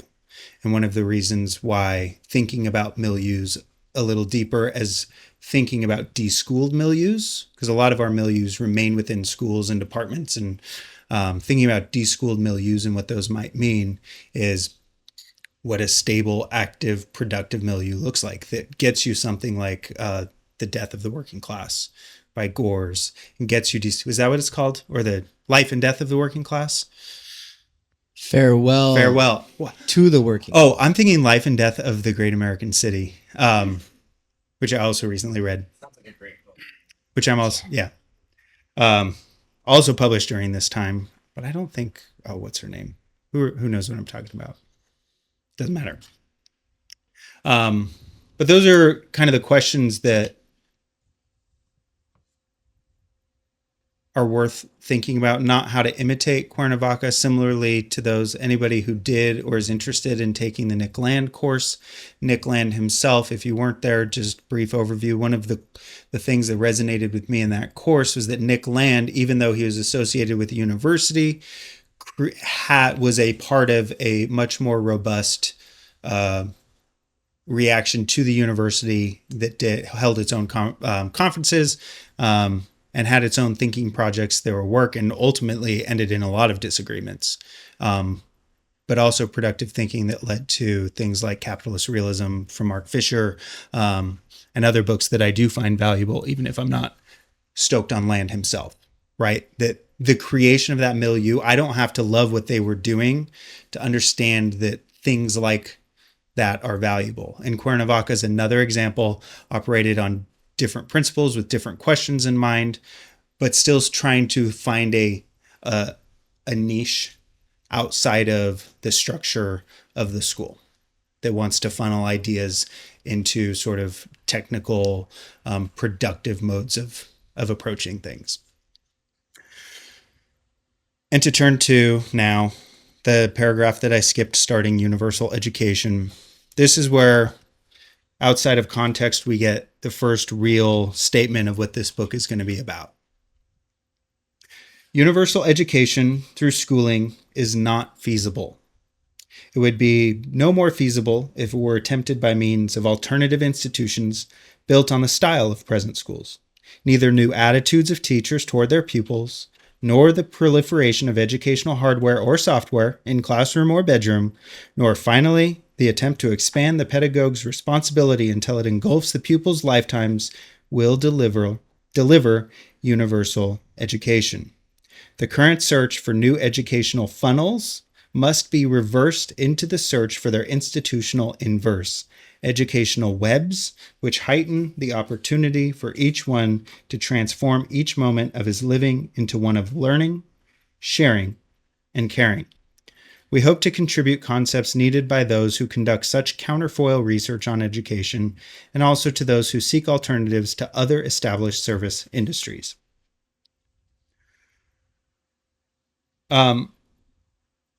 He's not defending it yet, but he's setting up the controversial statement: universal education through schooling is not feasible. And my understanding of what he means by this is precisely that universal education through schooling is counterproductive to actual learning.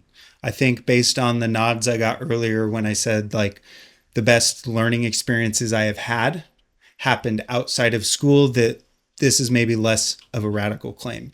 I think one thing to keep in mind is that most people, although we're in our little world of basically autodidacts, right? That's what this group probably is best described as.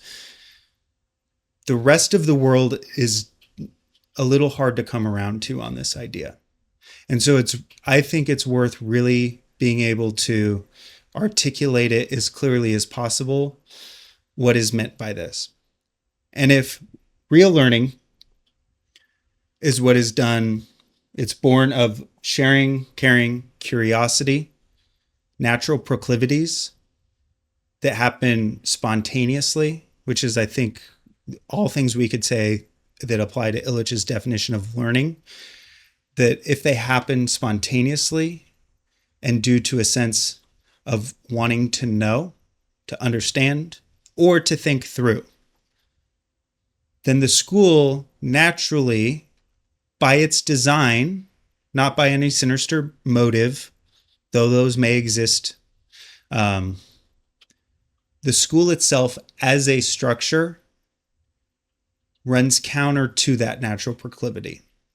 We'll discover in the pages of Deschooling Society exactly why that is, but the basic piece being, for 7 hours a day, a student is told what subjects matter, how best to learn them, when to learn them, and who to learn them with and from.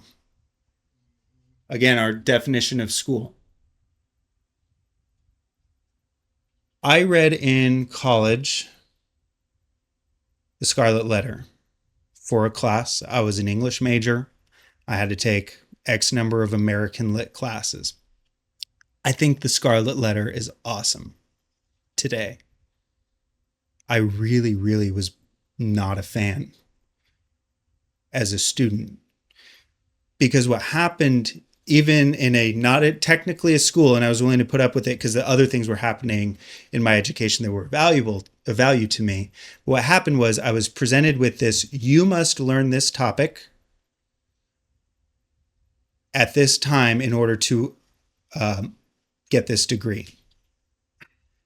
You must just kind of master American literature. So all of these choices were made for me rather than coming to something because I wanted to know more. Fortunately, like as an undergrad, I went to a university with a really wide array of course offerings, so that may have happened less than happens elsewhere. And it definitely happens less than would happen in high school, but it's still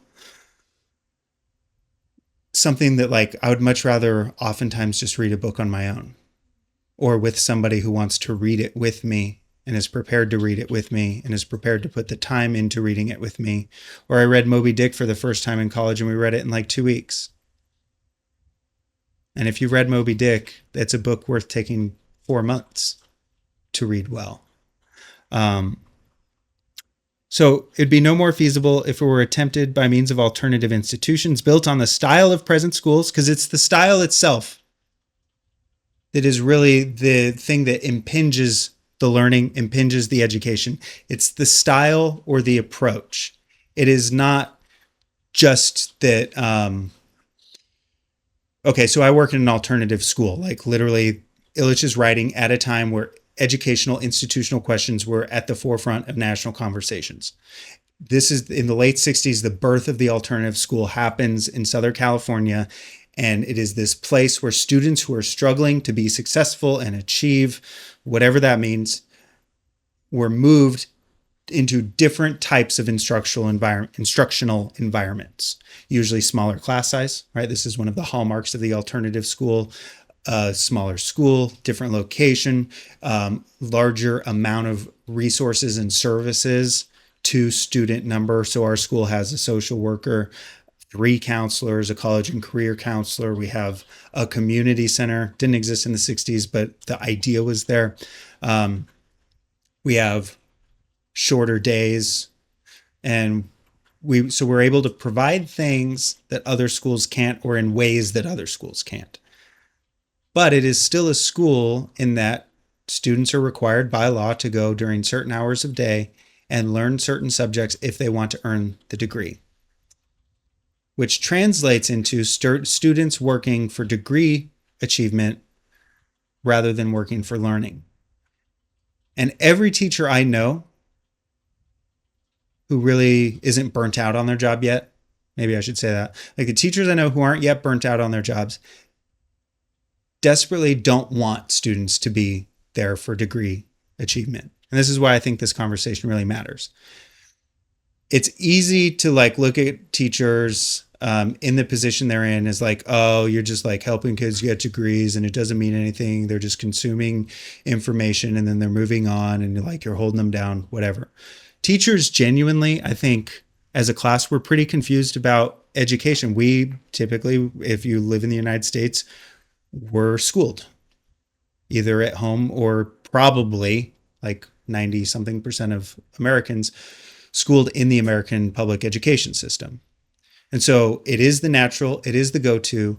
And the way of thinking that Illich is really attacking is that if we adjusted, fix this problem or approach it differently, then we will get real learning. I think that's what teachers actually want. And I think I'm going to hold that position. The teachers actually want students to really learn. They don't know, or we don't know, because I fall into this every day. I get carried away in my life. We forget or we don't recognize that sometimes they're just not going to. And we love to point to the examples that are accidents where a student who happens to really, really love the books that I also love shows up in my class. And woohoo, I took this student who was really depressed about life, and now they love showing up to class. And look, I got to win. Because every teacher is going to have those. Because it's not like people stopped loving learning, but we've made it incredibly hard. And to like pull Timenergy into this, the idea of structural stultification, that the structure of the school itself is a limiting factor to the ability to use our time energy for sustained projects over a long period of time, which is what time energy is. If I got it right, sweet, I win. How is a student going to go to school for 7 hours a day and then go learn something genuinely on their own after that? Particularly at the high school level where they have jobs. They have jobs. They really do. They probably have homework too. So more of that like work for their teacher who told them what's important to learn.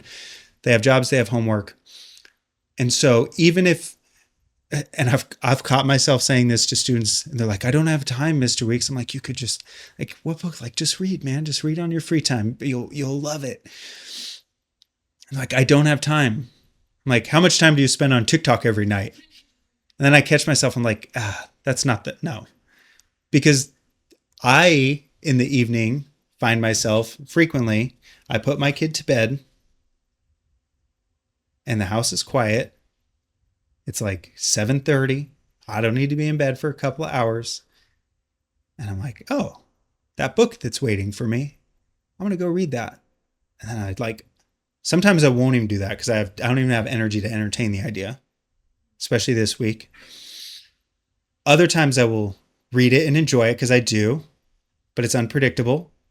And other times I'll start and my eyes will be crossed on the first page, right? We all get that experience. Like it takes a lot of energy to get into what you're reading. You have to be fresh to do it. And so, yeah, we could kind of like suggest that maybe people wake up earlier and read while you're fresh. And those are valuable things. And I do think like those of us who really do want to learn more independently, we have to be crafty about a lot of that stuff. But it doesn't, saying that we can do that because that's why I'm here. Like I teach full time, yet I somehow managed to spend 15 extra hours this week preparing, right? I did it, but at a massive expense that I don't think was necessary. That there is a lot of extra bullshit, right? That gets in our way, particularly students too. Like if we want them to learn and fall in love with learning as they naturally will, then maybe just letting them have their life to do that would be a better approach. To the critique, and I'm like legitimately thinking about a conversation I had with my wife 2 weeks ago, who isn't on board with deschooling, also a public school teacher. But we had a beautiful conversation 2 weeks ago at an end of year education conference that we attended. And I was just so frustrated because we like walked out of a session where they're like, the key to getting student engagement is making sure that they belong, that they feel a sense of belonging. Working on like, yeah, people want to belong. I'm like all about that. And I was like, how are they going to feel like they belong in an environment that wasn't designed for them? It was designed for them to be something other than what they are, because we tell them that who they are isn't good enough and the only way to succeed is to go get this high school degree. Like it's really hard to, like, you can make them feel like you like them. And I think as a teacher, that's always my goal, is like, we're both humans here and we both probably feel stuck. So let's start with that and let's see what we can make out of it. I'm sorry for all the things I have to do. You know, like, and they respect that and like, but they still will fight it, and they should, right?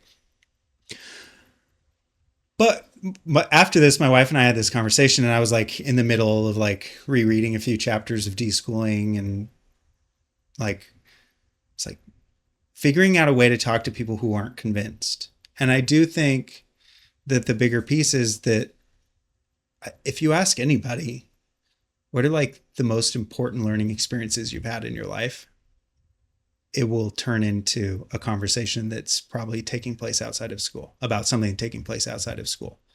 Or if it was in school, it was extracurricular.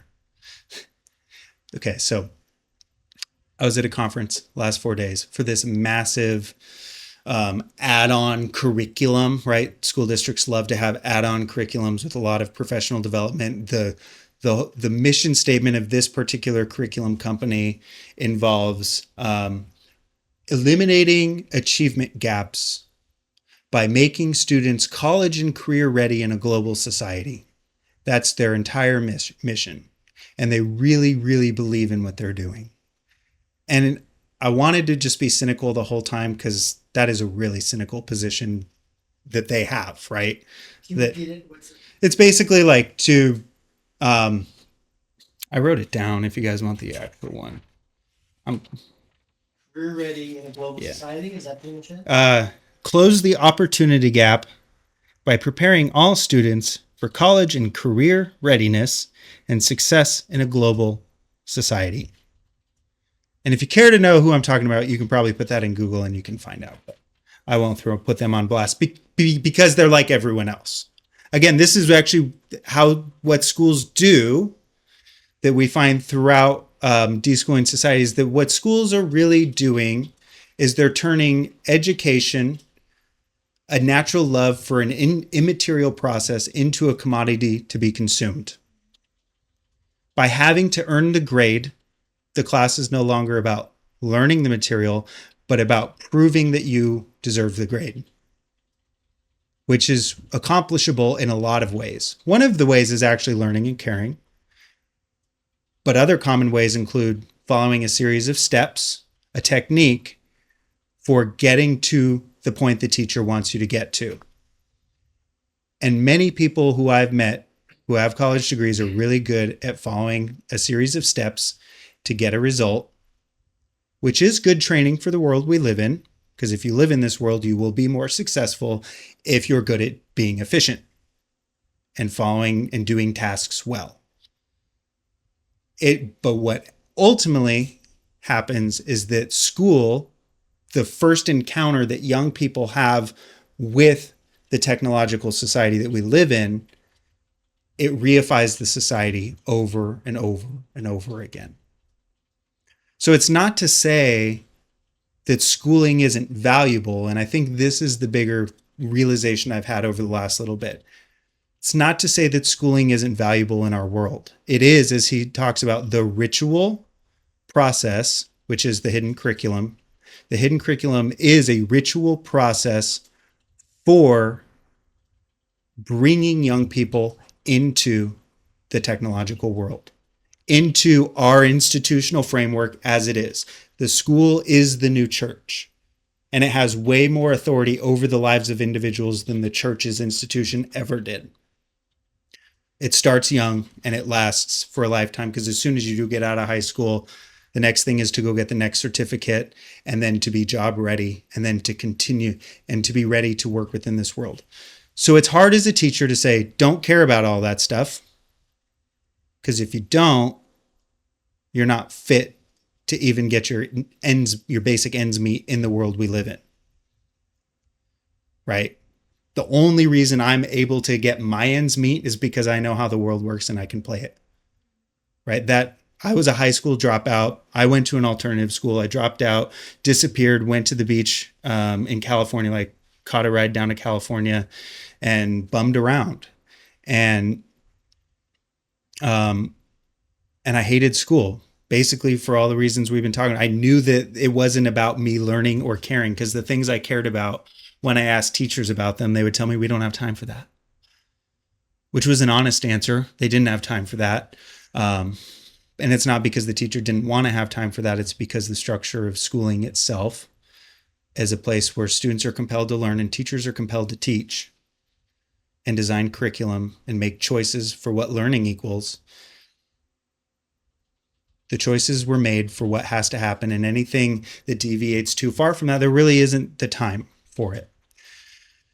The reason I was able to go from high school dropout to college or master's was not because I'm smart. I'm really convinced I'm not smarter than the average person. Sure, there are intellectual differences. I know some people like to deny that, but I meet a lot of students, right? And I see that there genuinely are, but I'm not convinced that I'm above the average. I'm sure I'm in the mushy middle. The reason I got a bachelor's degree was because somebody told me how to game the system. Read everything that you're assigned, do all the assignments. That's how you get a degree. Read everything that's assigned, do all the assignments. And if you want a higher grade than a C, learn what your professor wants you to do on the assignment. But if you do all that, you're not going to fail, right? And then there will be some just natural, I love learning and I'm obsessed with this people in the mix.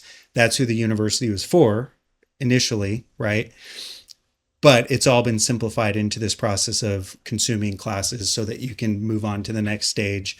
This class is a prerequisite for this class so that you can then go on to earn the degree, which is a prerequisite for getting a master's degree, which is how you get more respect and more financial resources made available to you in the world. So again, not like we should just pretend like those aren't true realities we live in. But if we are creatively and imaginatively thinking about a world which could exist, it is a world, for me, where that's not the dominating force. Where I have time made available regularly and energy to use during that time at regular intervals to pursue my own projects. Those are the things I want. And when I framed it like that to my wife, who school genuinely helps. She's like working class background. Mom was like a school secretary, right? Like they don't make a lot of money. Dad worked for the phone company. Getting a master's degree was a big deal for getting out of the junk town that she lived in, right? So she really believes in school because in the world we live in, it genuinely helped. That said, when I frame it like, yeah, but don't you want more time? Don't you want to be able to hang out with Theo more? Like, we're already spoiled with time as teachers, so it's hard to talk about this a lot. Like, my summer break starts right now. I'm on it. Started today, officially. Woo-hoo. And I get 14 weeks off a year. So I'm not complaining about my time system and my energy system being as like royally demolished as many other people's are. Before I taught, I worked 52 weeks a year, 50 hours a week. And anytime, like one of those jobs you ask for time off, you're given the look. Like, are you sure you want to do that? Right? You ask for anything more than a couple days, you might not come back to a job. And if you're sick more than a few times, there's a talk to be had, even though you have all of those, right? Like that's where I came from. So I have the memory of that world and the total absolute psychological breakdown that came from it. That said, and this is another point, I have a lot of free time in my life, but I don't have a lot of people to share it with. I've got Bert, who's retired. I got Dave, who's carved out some, but honestly, still kind of trying to make all this work. So it still is a lot, right? If you have something to say, you can jump in. But Well, I was going to say that one of the things that we started saying over tour, or that I started saying specifically, instead of saying large energy infused repeatable blocks of time, and then sitting there and trying to explain to people that it's not an individual thing, I started saying large energy infused repeatable blocks of time with others, reliably between us. Like reliably between us. Because it's not reliable even with us. Yeah, it's definitely not. And that's the thing is like, I'm the furthest, I have no time energy. Like I literally don't have any, but I mean, I don't expect to have it in my lifetime. So I've kind of come to terms with that, you know? Yeah. Which is just to say, we have to instrumentalize ourselves and kind of be realists about the situation for the sake of a future generation that will hopefully get to have it, you know? Yeah. Yeah. Hopefully.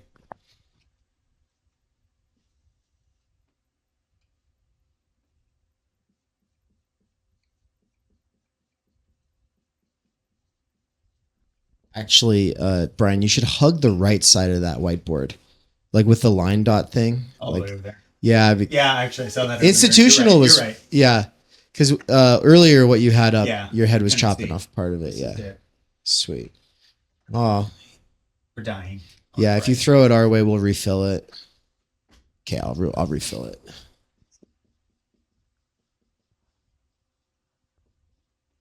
For anyone listening, I'm writing on the board.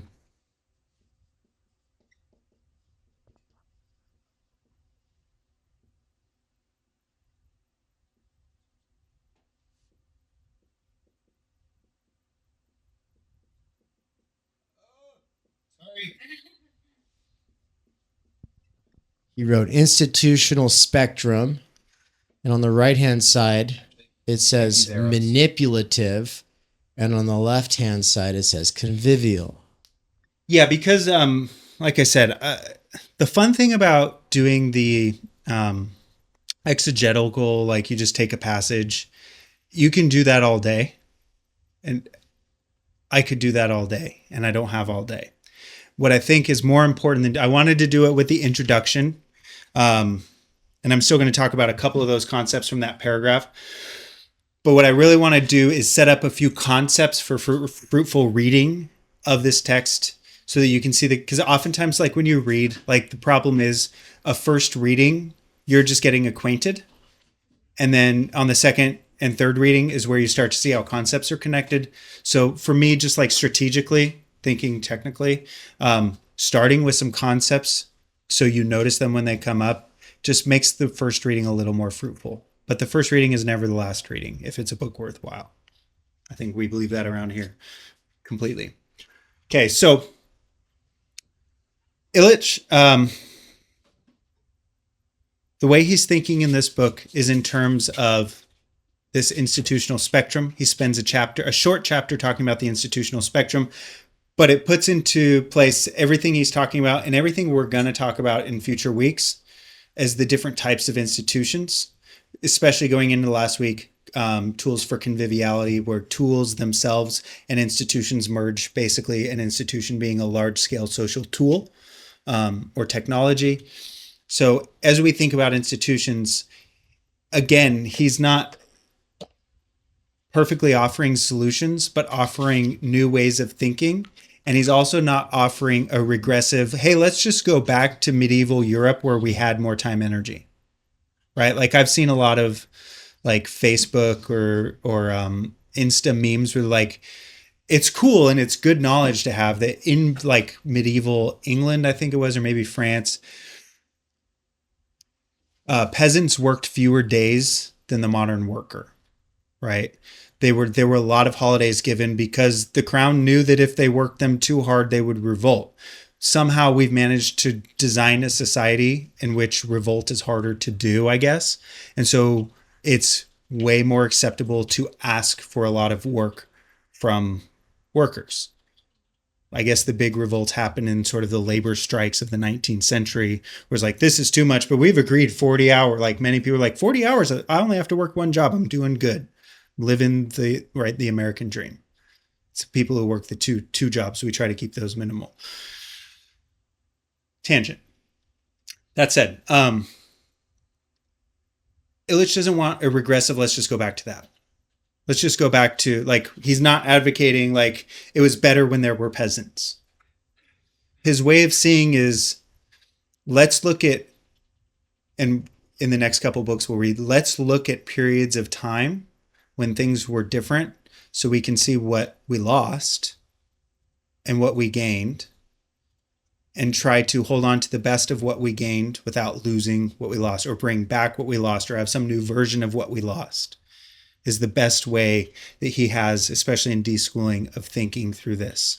This spectrum will get more complicated as we read through books, but for now, this just two-ended spectrum is the way to start. He wants us to rethink politics here, rethink the way we think of what a good law is, what a good institution to invest in is, not based on conservative liberal or conservative progressive positions, but on manipulative convivial. So a manipulative institution is an institution. It speaks for itself. This is what he uses in this first paragraph, the words funnels, to describe in more friendly terms. Manipulative institutions funnel towards sameness, right? If you think of a highway system and highway and road infrastructure as an institution, it funnels the need for a car. It funnels individuals toward the need to drive a car. Not that you can't do anything. They'll never fully exclude the other possibilities, but it will funnel and encourage the driving of cars, especially if you live, like I live in one of those neighborhoods that has a high bike score.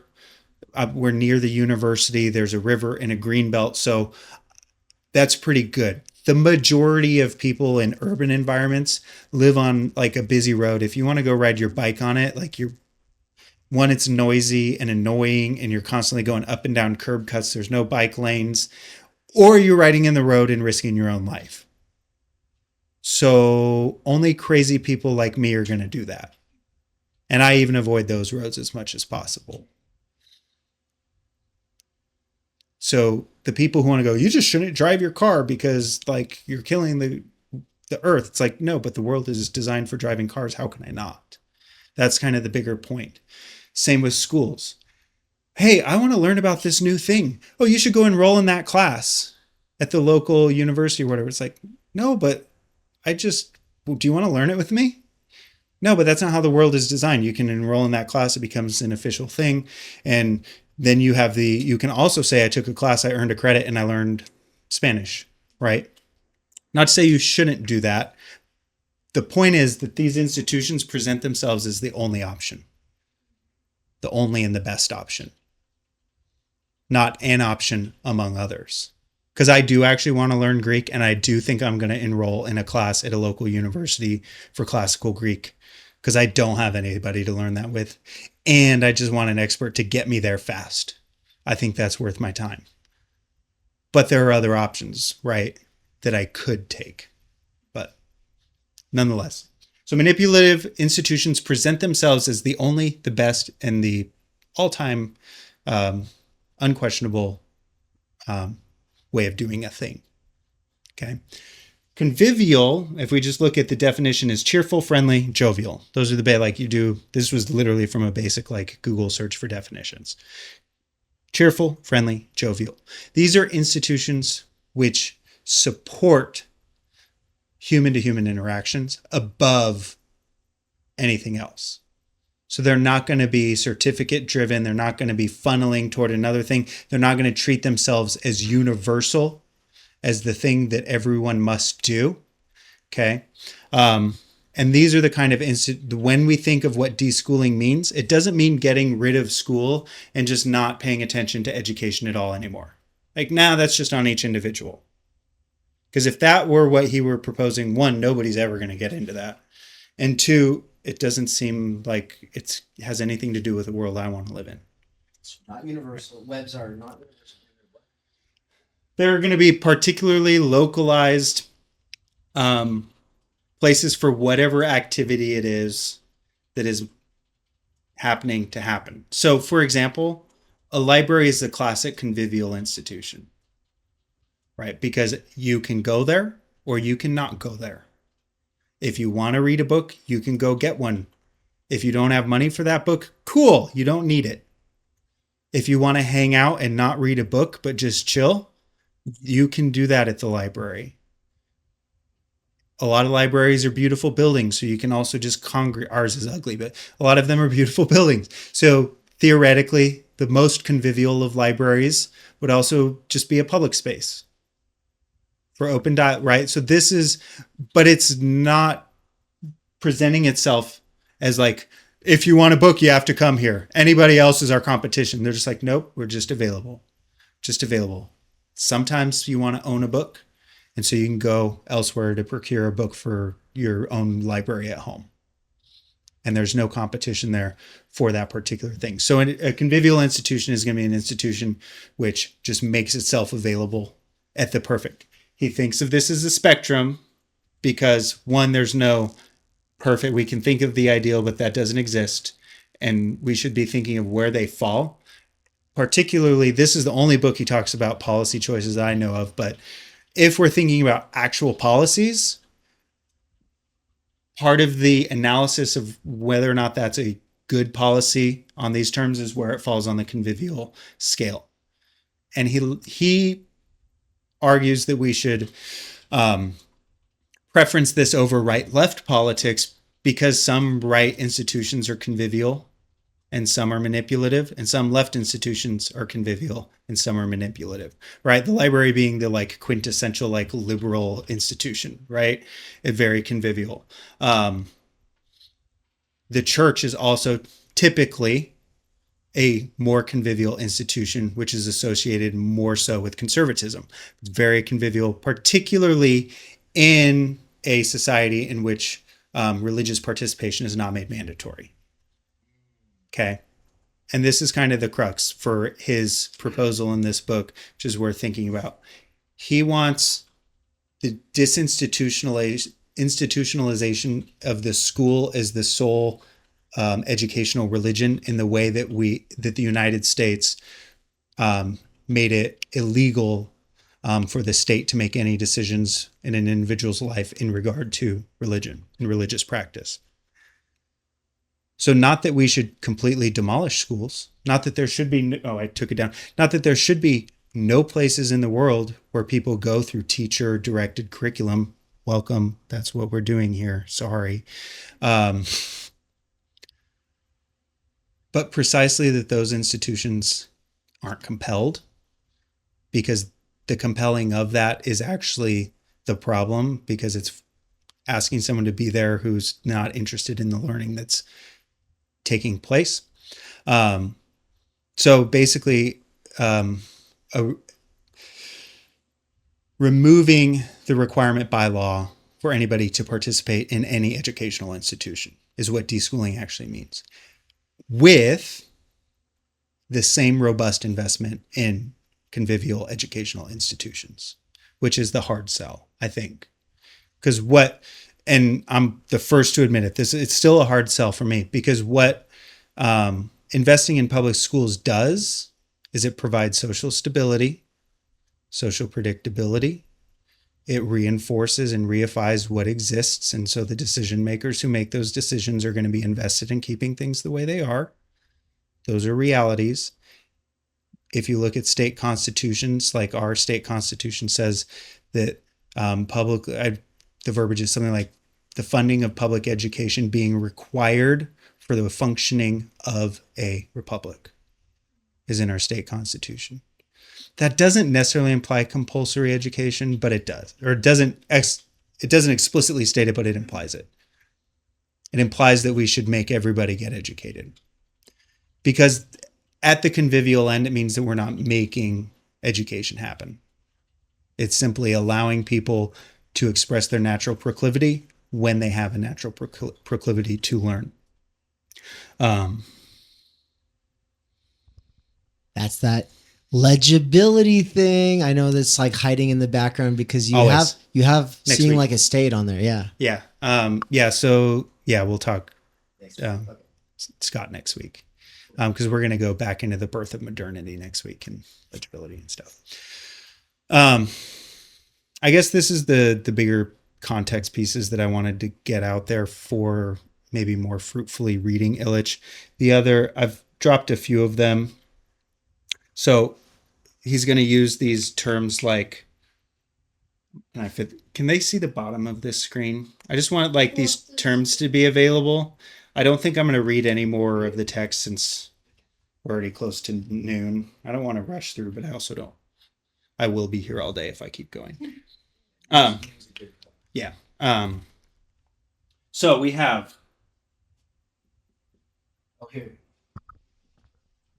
Cool. That's right. We have the hidden curriculum.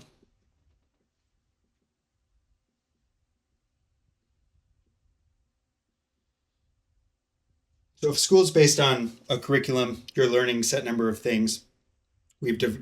Basically, the basic U.S. model is the classical liberal arts, but modernized a little bit: math, English, science, social studies, and some physical activity. Right? That's the basic curriculum, and then it gets more specific by grade level. But that's our curriculum.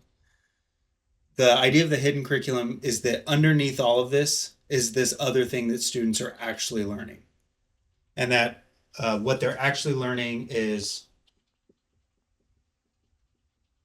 the ritualization of institutional values.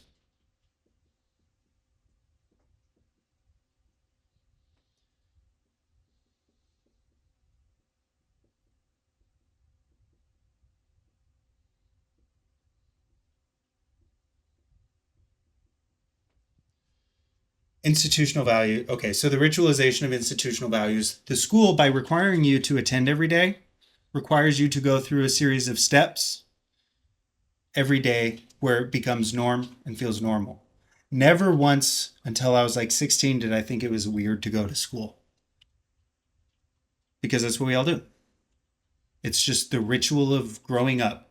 You go to kindergarten and then you progress through the thing until you graduate, and then you decide if you want to go to college. Okay, the institutional values themselves, at the core of these values is the never-ending consumption and accumulation.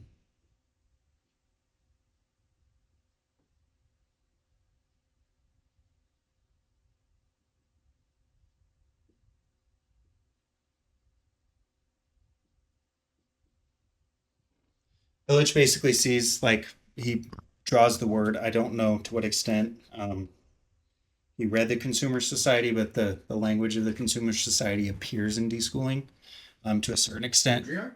Yeah, I don't know if he read Baudrillard, but technically came out first, I think, right? No, don't quote me on that. I haven't read the book in a long time, but it's a common phrase nonetheless, right? We live in a consumer society, and everything is geared toward making new things, newer development, because that's what technology and technique always drives at, is further development of new things. And when you develop new things, you have to consume them so that you can make room for new things. And that's the cycle, and those are the basic institutional values. My problem here is that when we talk about the ritualization of institutional values, this is where it gets, because it's a popular work, it's not clarified for me, is that institutional values seem to reflect manipulative institutional values, but he doesn't provide clarity on what he means. I think what's really happening there is the manipulative values, the funneling values, are what institutions do, and he wants to think of what an institution would look like that doesn't have full authority over our life, so that we can have the space for the gratuitous encounter elsewhere. But we can't design an institution to give us that encounter, or that, just like I fell in love with this moment of my life or this book, or I read it just simply because I wanted to. That can't be controlled, right? Because that's outside the realm of technique. But what if, this is the sort of hypothesis I think of the whole project, is what if institutions didn't foreclose that? And so institutional values might only apply to the manipulative end of the spectrum. And so it is worth kind of tearing with that and wrestling a little bit as we think through what institutions mean. And as we continue to talk about tools, technology, how it's developed over time, getting a little more nuanced. And I think that's what the extension of Illich's project will look like, is really getting a little more clear on institutions, tools, technology, and what our relationship to them could be, and bringing in other thinkers into that project. Is there anything else on here that, and ultimately, this is a phrase that comes up across his work. Institutional values lead to the disabling of human autonomy.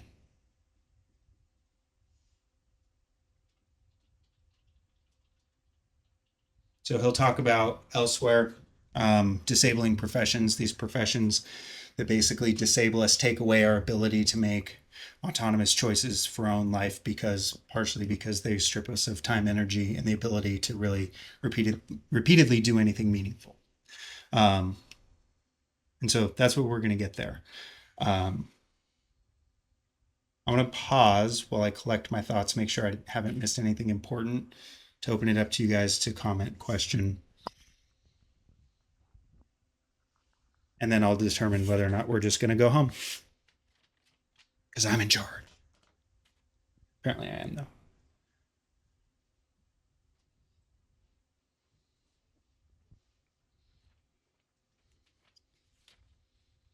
I'll just say a couple things that you've made me think about. One of them, and this has been, for me now, this is not news to Bryan, but for everyone else here, I think of Psydoc as a milieu that produced various schools of thought.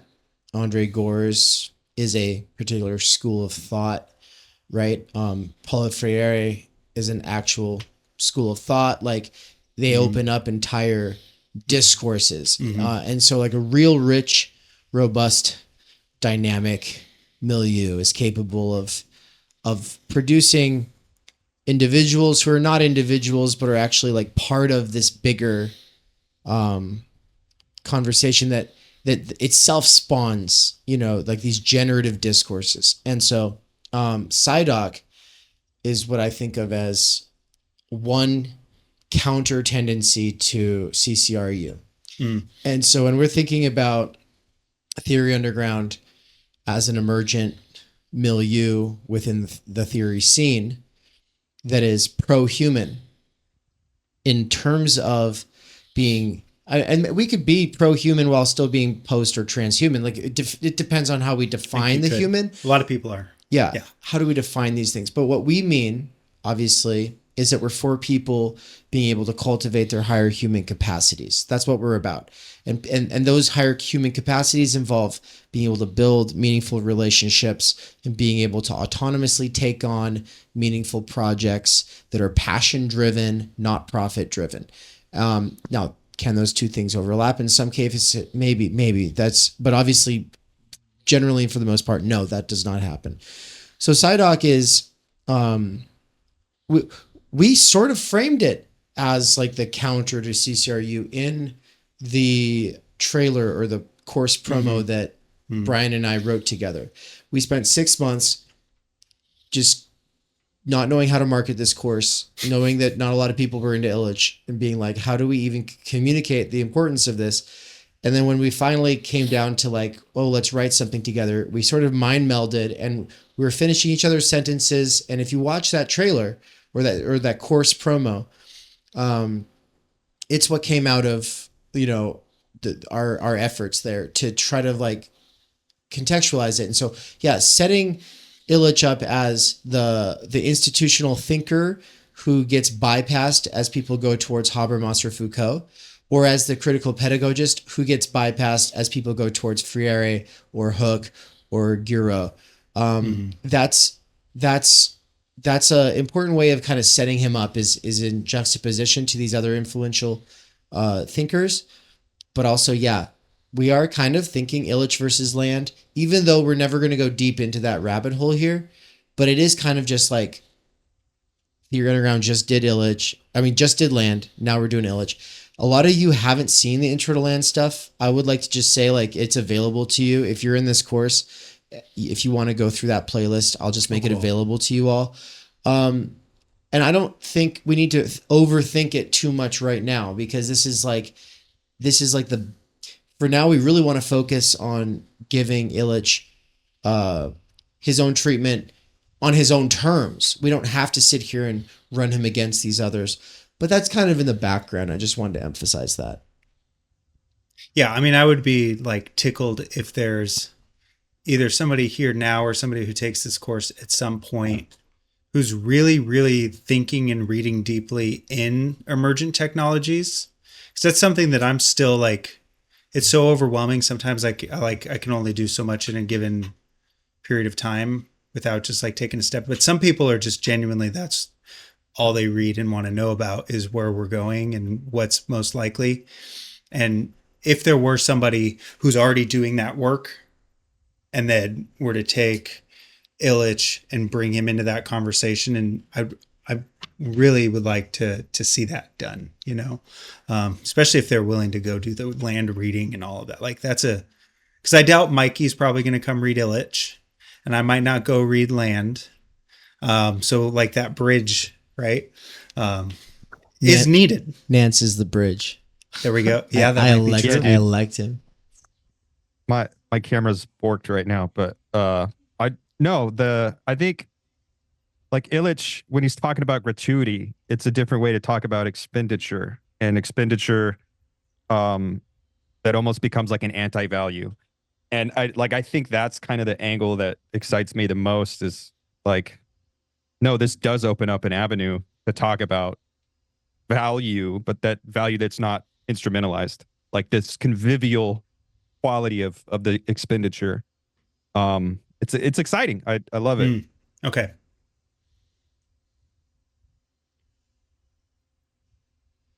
Any other? Nance, could you just say test? Test. Oh, what happened? I'm worried that you're not getting picked up on the right channel. It'll be okay. I have the Zoom version of this, but we'll have to. So I have a backup. But okay, whatever. Don't worry about it. I'll fix it if it's a problem. But thank you. I think what I'm going to do, I'm going to read the first 2 paragraphs of the official book without comment. And then that'll be how we close. Because in these paragraphs, we get the thesis of the whole book. And hopefully, I mean, my hope is that you'll be excited to go and read the 120, is this one 122, 116? 116. 116 pages. They're not terribly challenging. So I really think it's doable in a couple sittings, or one if you have the time. Many students, especially, chapter 1, why we must disestablish school. Many students, especially those who are poor, intuitively know what schools do for them. They school them to confuse process with substance. Once these become blurred, a new logic is assumed. The more treatment there is, the better are the results, or escalation leads to success. The pupil is thereby schooled to confuse teaching with learning, great advancement with education, a diploma with competence, and fluency with the ability to say something new. His imagination is schooled to accept service in place of value. Medical treatment is mistaken for health care, social work for the improvement of community life, police protection for safety, military poise for national security, the rat race for productive work. Health, learning, dignity, independence, and creative endeavor are defined as little more than the performance of the institutions which claim to serve these ends, and their improvements is made to depend on allocating more resources to the management of hospitals, schools, and other agencies in questions. In these essays, I will show that the institutionalization of values leads inevitably to physical pollution, social polarization, and psychological impotence, 3 dimensions in a process of global degradation and modernized misery. I will explain how this process of degradation is accelerated when non-material needs are transformed into demands for commodities, when health, education, personal mobility, welfare, or psychological healing are defined as the result of services or treatments. I do this because I believe that most of the research now going on about the future tends to advocate for further increases in the institutionalization of values, and that we must define conditions which would permit precisely the contrary to happen. We need research on the possible use of technology to create institutions which serve personal, creative, and autonomous interaction, and the emergence of values which cannot be substantially controlled by technocrats. We need counterfoil research to current futurology.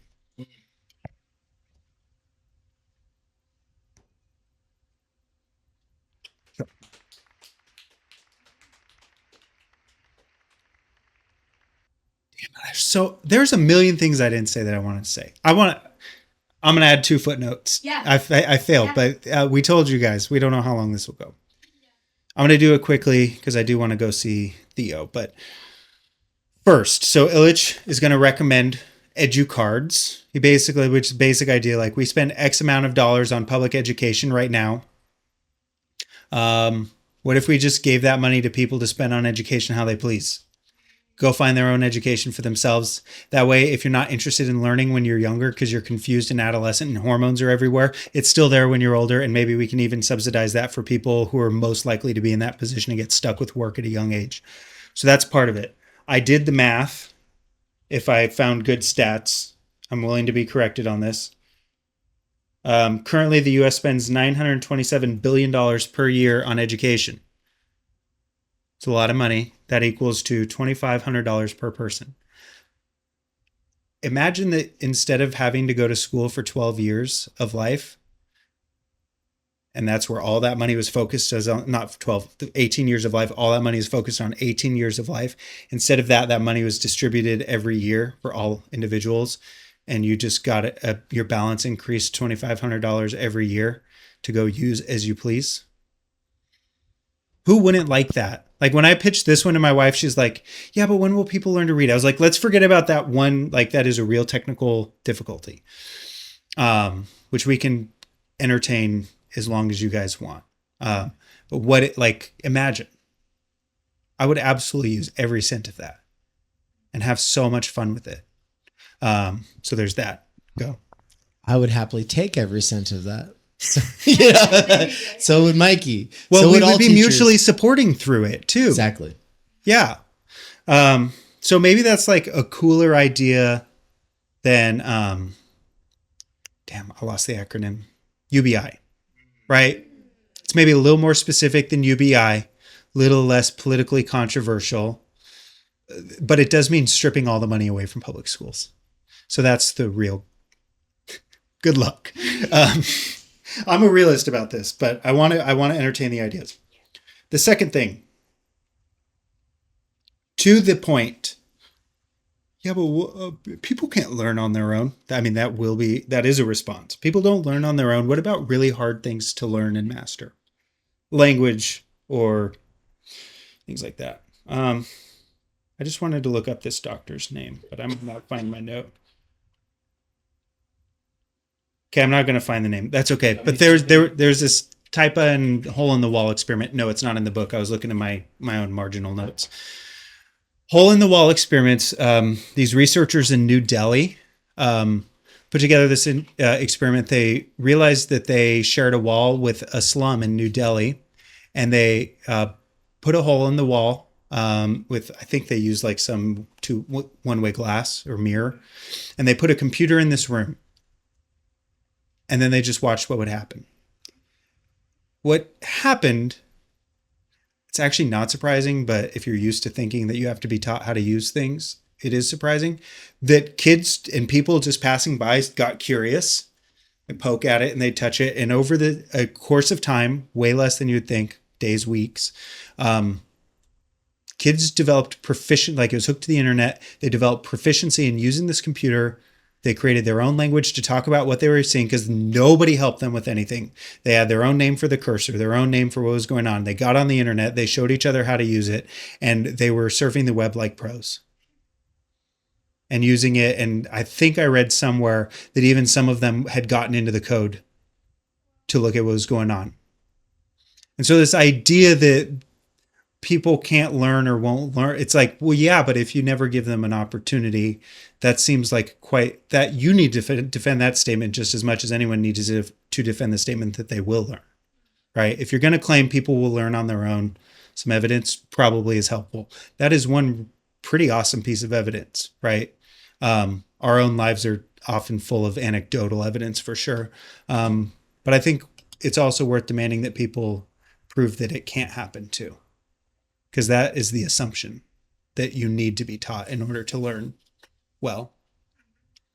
Those were the two things I wanted to put out there as you read, to be thinking about, like, no, the hole in the wall experiment does exist. We have seen what happens when you leave even young people to their own devices. And it's actually pretty cool. They're awesome. So thanks.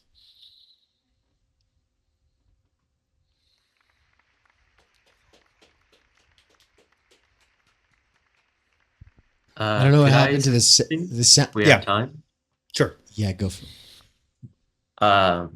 So yesterday I had a conversation with this guy, Javier Rivera, who is like friends with other people on the channel, or with Theory Underground. And we were kind of talking about this concept he's kind of working with about the idea of failure for itself. And he was using the example of when he was learning a lot about chess, and his initial approach to it was he just wanted to learn how to be the best chess player. That was like the technique mode that he was in. Mm-hmm. Whereas he was giving examples though of like, well, what would it look like if you were learning chess from a teacher and they said, instead of saying, okay, show me what your best plays are, what if they said, tell me what you think is a bad move. Show me what it would look like to do bad moves. And that might confuse the student and thinking like, why would I want to learn how to do bad things? And the kind of ironic point that we were coming to is that you can actually come to a success of something by letting yourself be open to failure, by letting there kind of be this open plane for more possibilities to play out of failure that doesn't give you a direct result, which I think is the scary thing for institutions, is like we don't have enough time and resources to allow students to fail enough, because we have to give a product or like get a result. Right.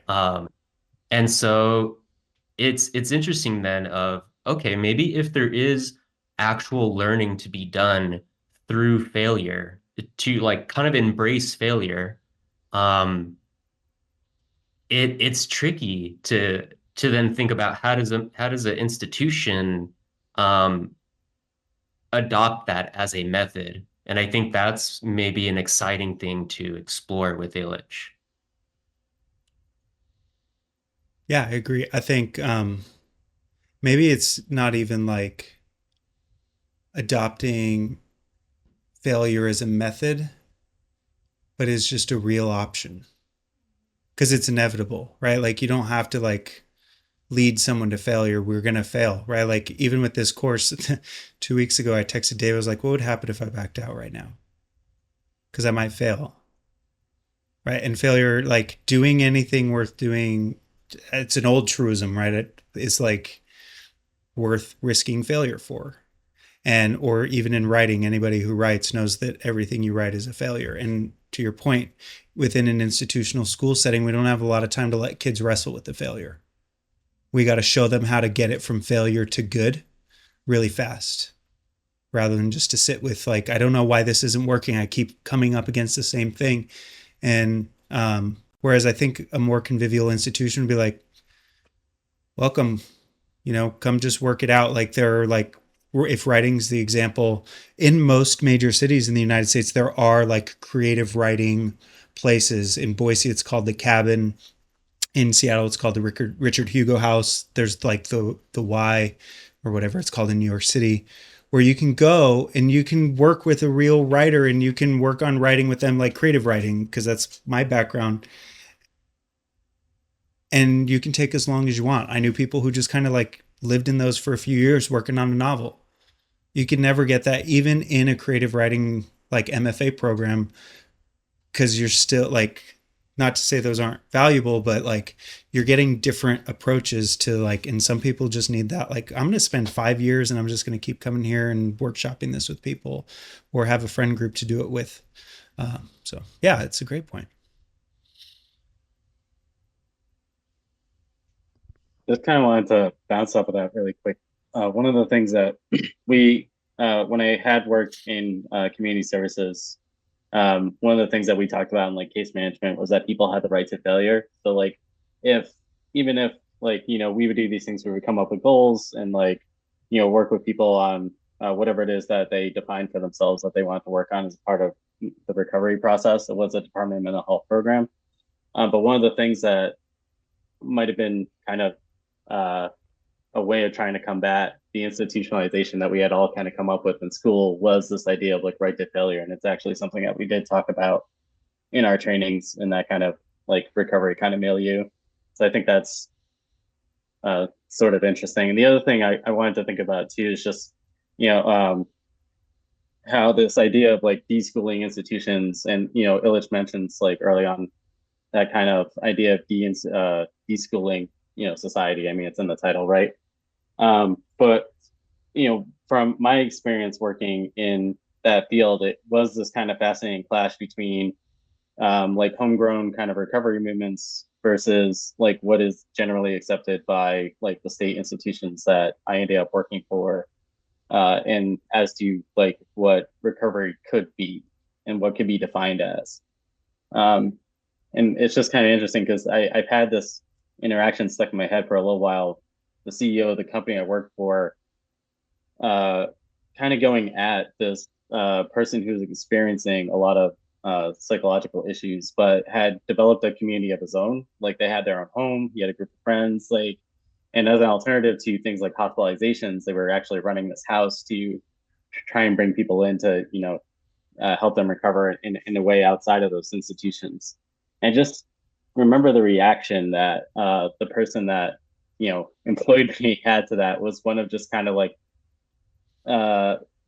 they felt like they were kind of under attack. Like they were actually part of the deinstitutionalization program, the psychiatric hospitals in the early 70s, and like they opened one of the earliest group homes in the state of Massachusetts. But they even saw this kind of community, self-driven kind of work as like a threat to their own institutionalization in this kind of milieu of like recovery and mental health. So yeah, I just think it's all kind of fascinating how it ties together in that way. Mm-hmm.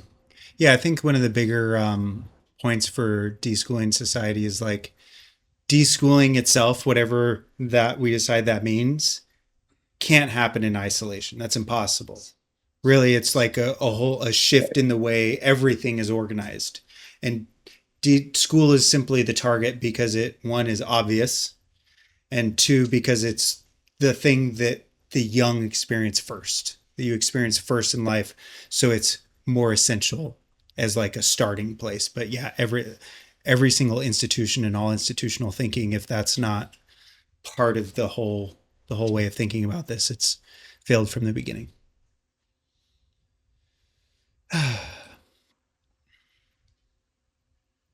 Well, I think I'm going to go do some nap time cuddles. I think I'm going to get, oh man, he's staying up late before nap today. I miss him. Anyway, I'll see you guys next week. Enjoy the reading. You should have my email. If you don't, you can get it from Dave, or I'll give it to you right now. That's stupid. Here we are. It should also be you put in the notes? It should be in the syllabus and in the notes. Yeah, we'll make sure everyone has it. Just also, reach out to me. Like, it's all good. I CC'd Bryan on all the emails that have gone out to you. Also, you all have the email there as well. Okay. So if you just reply all to any of those emails I send out, he's in it. And lastly, let's do some exegetical organizing to read Deschooling Society. That would be cool. I plan on just picking a big window of time when I'm available and can do it with Anne and Nance, even if they can't do it the whole time, just seeing like when we could do it. And then I'll invite everybody else. And I invite you all to do the exact same thing, where if that's not going to work for you, just pick your own window of time and invite others. And if they don't make it, then you have the virtual others there. And it is valuable to do sort of solo. It's kind of fun. Exegeticals. Yeah. All right, everybody. Thank you so much. See you next time. See ya.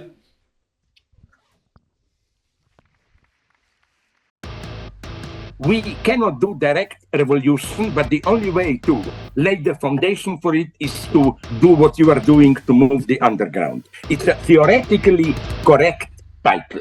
Welcome to Theory Underground, a place for workers with earbuds who are tired of the bullshit and just want to get down to it. Big ideas, rigorous thinking, and ultimately liberation from necessity. Research at Theory Underground focuses on what is most important for understanding our current situation. Theory of the subject, capital, time-energy theory, critical media theory, CMT, and the most essential critiques necessary for understanding why the theory, ideology, and common sense of influencers left to right misses the mark. Theory Underground is coming to a city near you. Besides a commitment to publishing certain underground theorists and popularizing certain fundamental concepts, we have toured the United States and are touring Europe to promote our ideas, courses, and publications. You've been reading Underground Theory. Amazing book. I'm a publisher and an editor. I run a review of books. Literally, it's my living. This is the best edited collection I've ever read. Okay, picture this scene. America, early 2021. An Amazon warehouse worker arises from the emerging underground theory internet scene to create spaces for untimely topics and concerns that are too often neglected or kept in isolation today.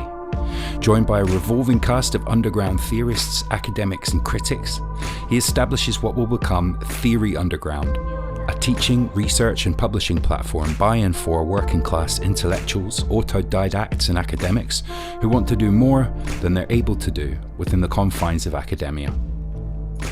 That warehouse worker's name is David McKerracher, and his book Timenergy is his first major contribution to the world of theory. It was recently reprinted with a foreword by none other than Slavoj Žižek, who also contributed to Theory Underground's latest book. My Bible, it's an excellent book. A collection of essays called Underground Theory. What you just heard is an excerpt from the Strange Exiles podcast, episode 23, where Bram from Strange Exiles interviewed me and Mikey. For those who don't know, Mikey is the author of the Dangerous Maybe blog. We are publishing one of his books here shortly at Theory Underground. He's also a lecturer at Theory Underground, and he's someone I've been friends and a collaborator with for over 10 years. But most importantly for you all, he's a fantastic lecturer, and it's a crime that he has to do wage labor right now. One of the long-term goals of Theory Underground has been now for a couple of years to hashtag free Mikey. That is something that I've been really pushing, but first, obviously, I have to get freed myself, so the two of us are able to do this because, as Mikey said, build it and they will come. Well, I tried and I built a website and platform. I had my own app and everything, but it's been really buggy and it's more than one person can handle, and that's you know what? A really good lesson for me. And so for now, what we're doing is moving it to a temporary intermediary platform until we are able to get some more serious funding. And ultimately, we want to be in a place like this, a real brick and mortar digital nomadic mecca where people can come from all over the world. But also, the app was really expensive, and so by quitting it, I am now able to save a lot of money, and with the help of my patrons and the students at Theory Underground, especially the monthly subscribers, I am officially able to quit Amazon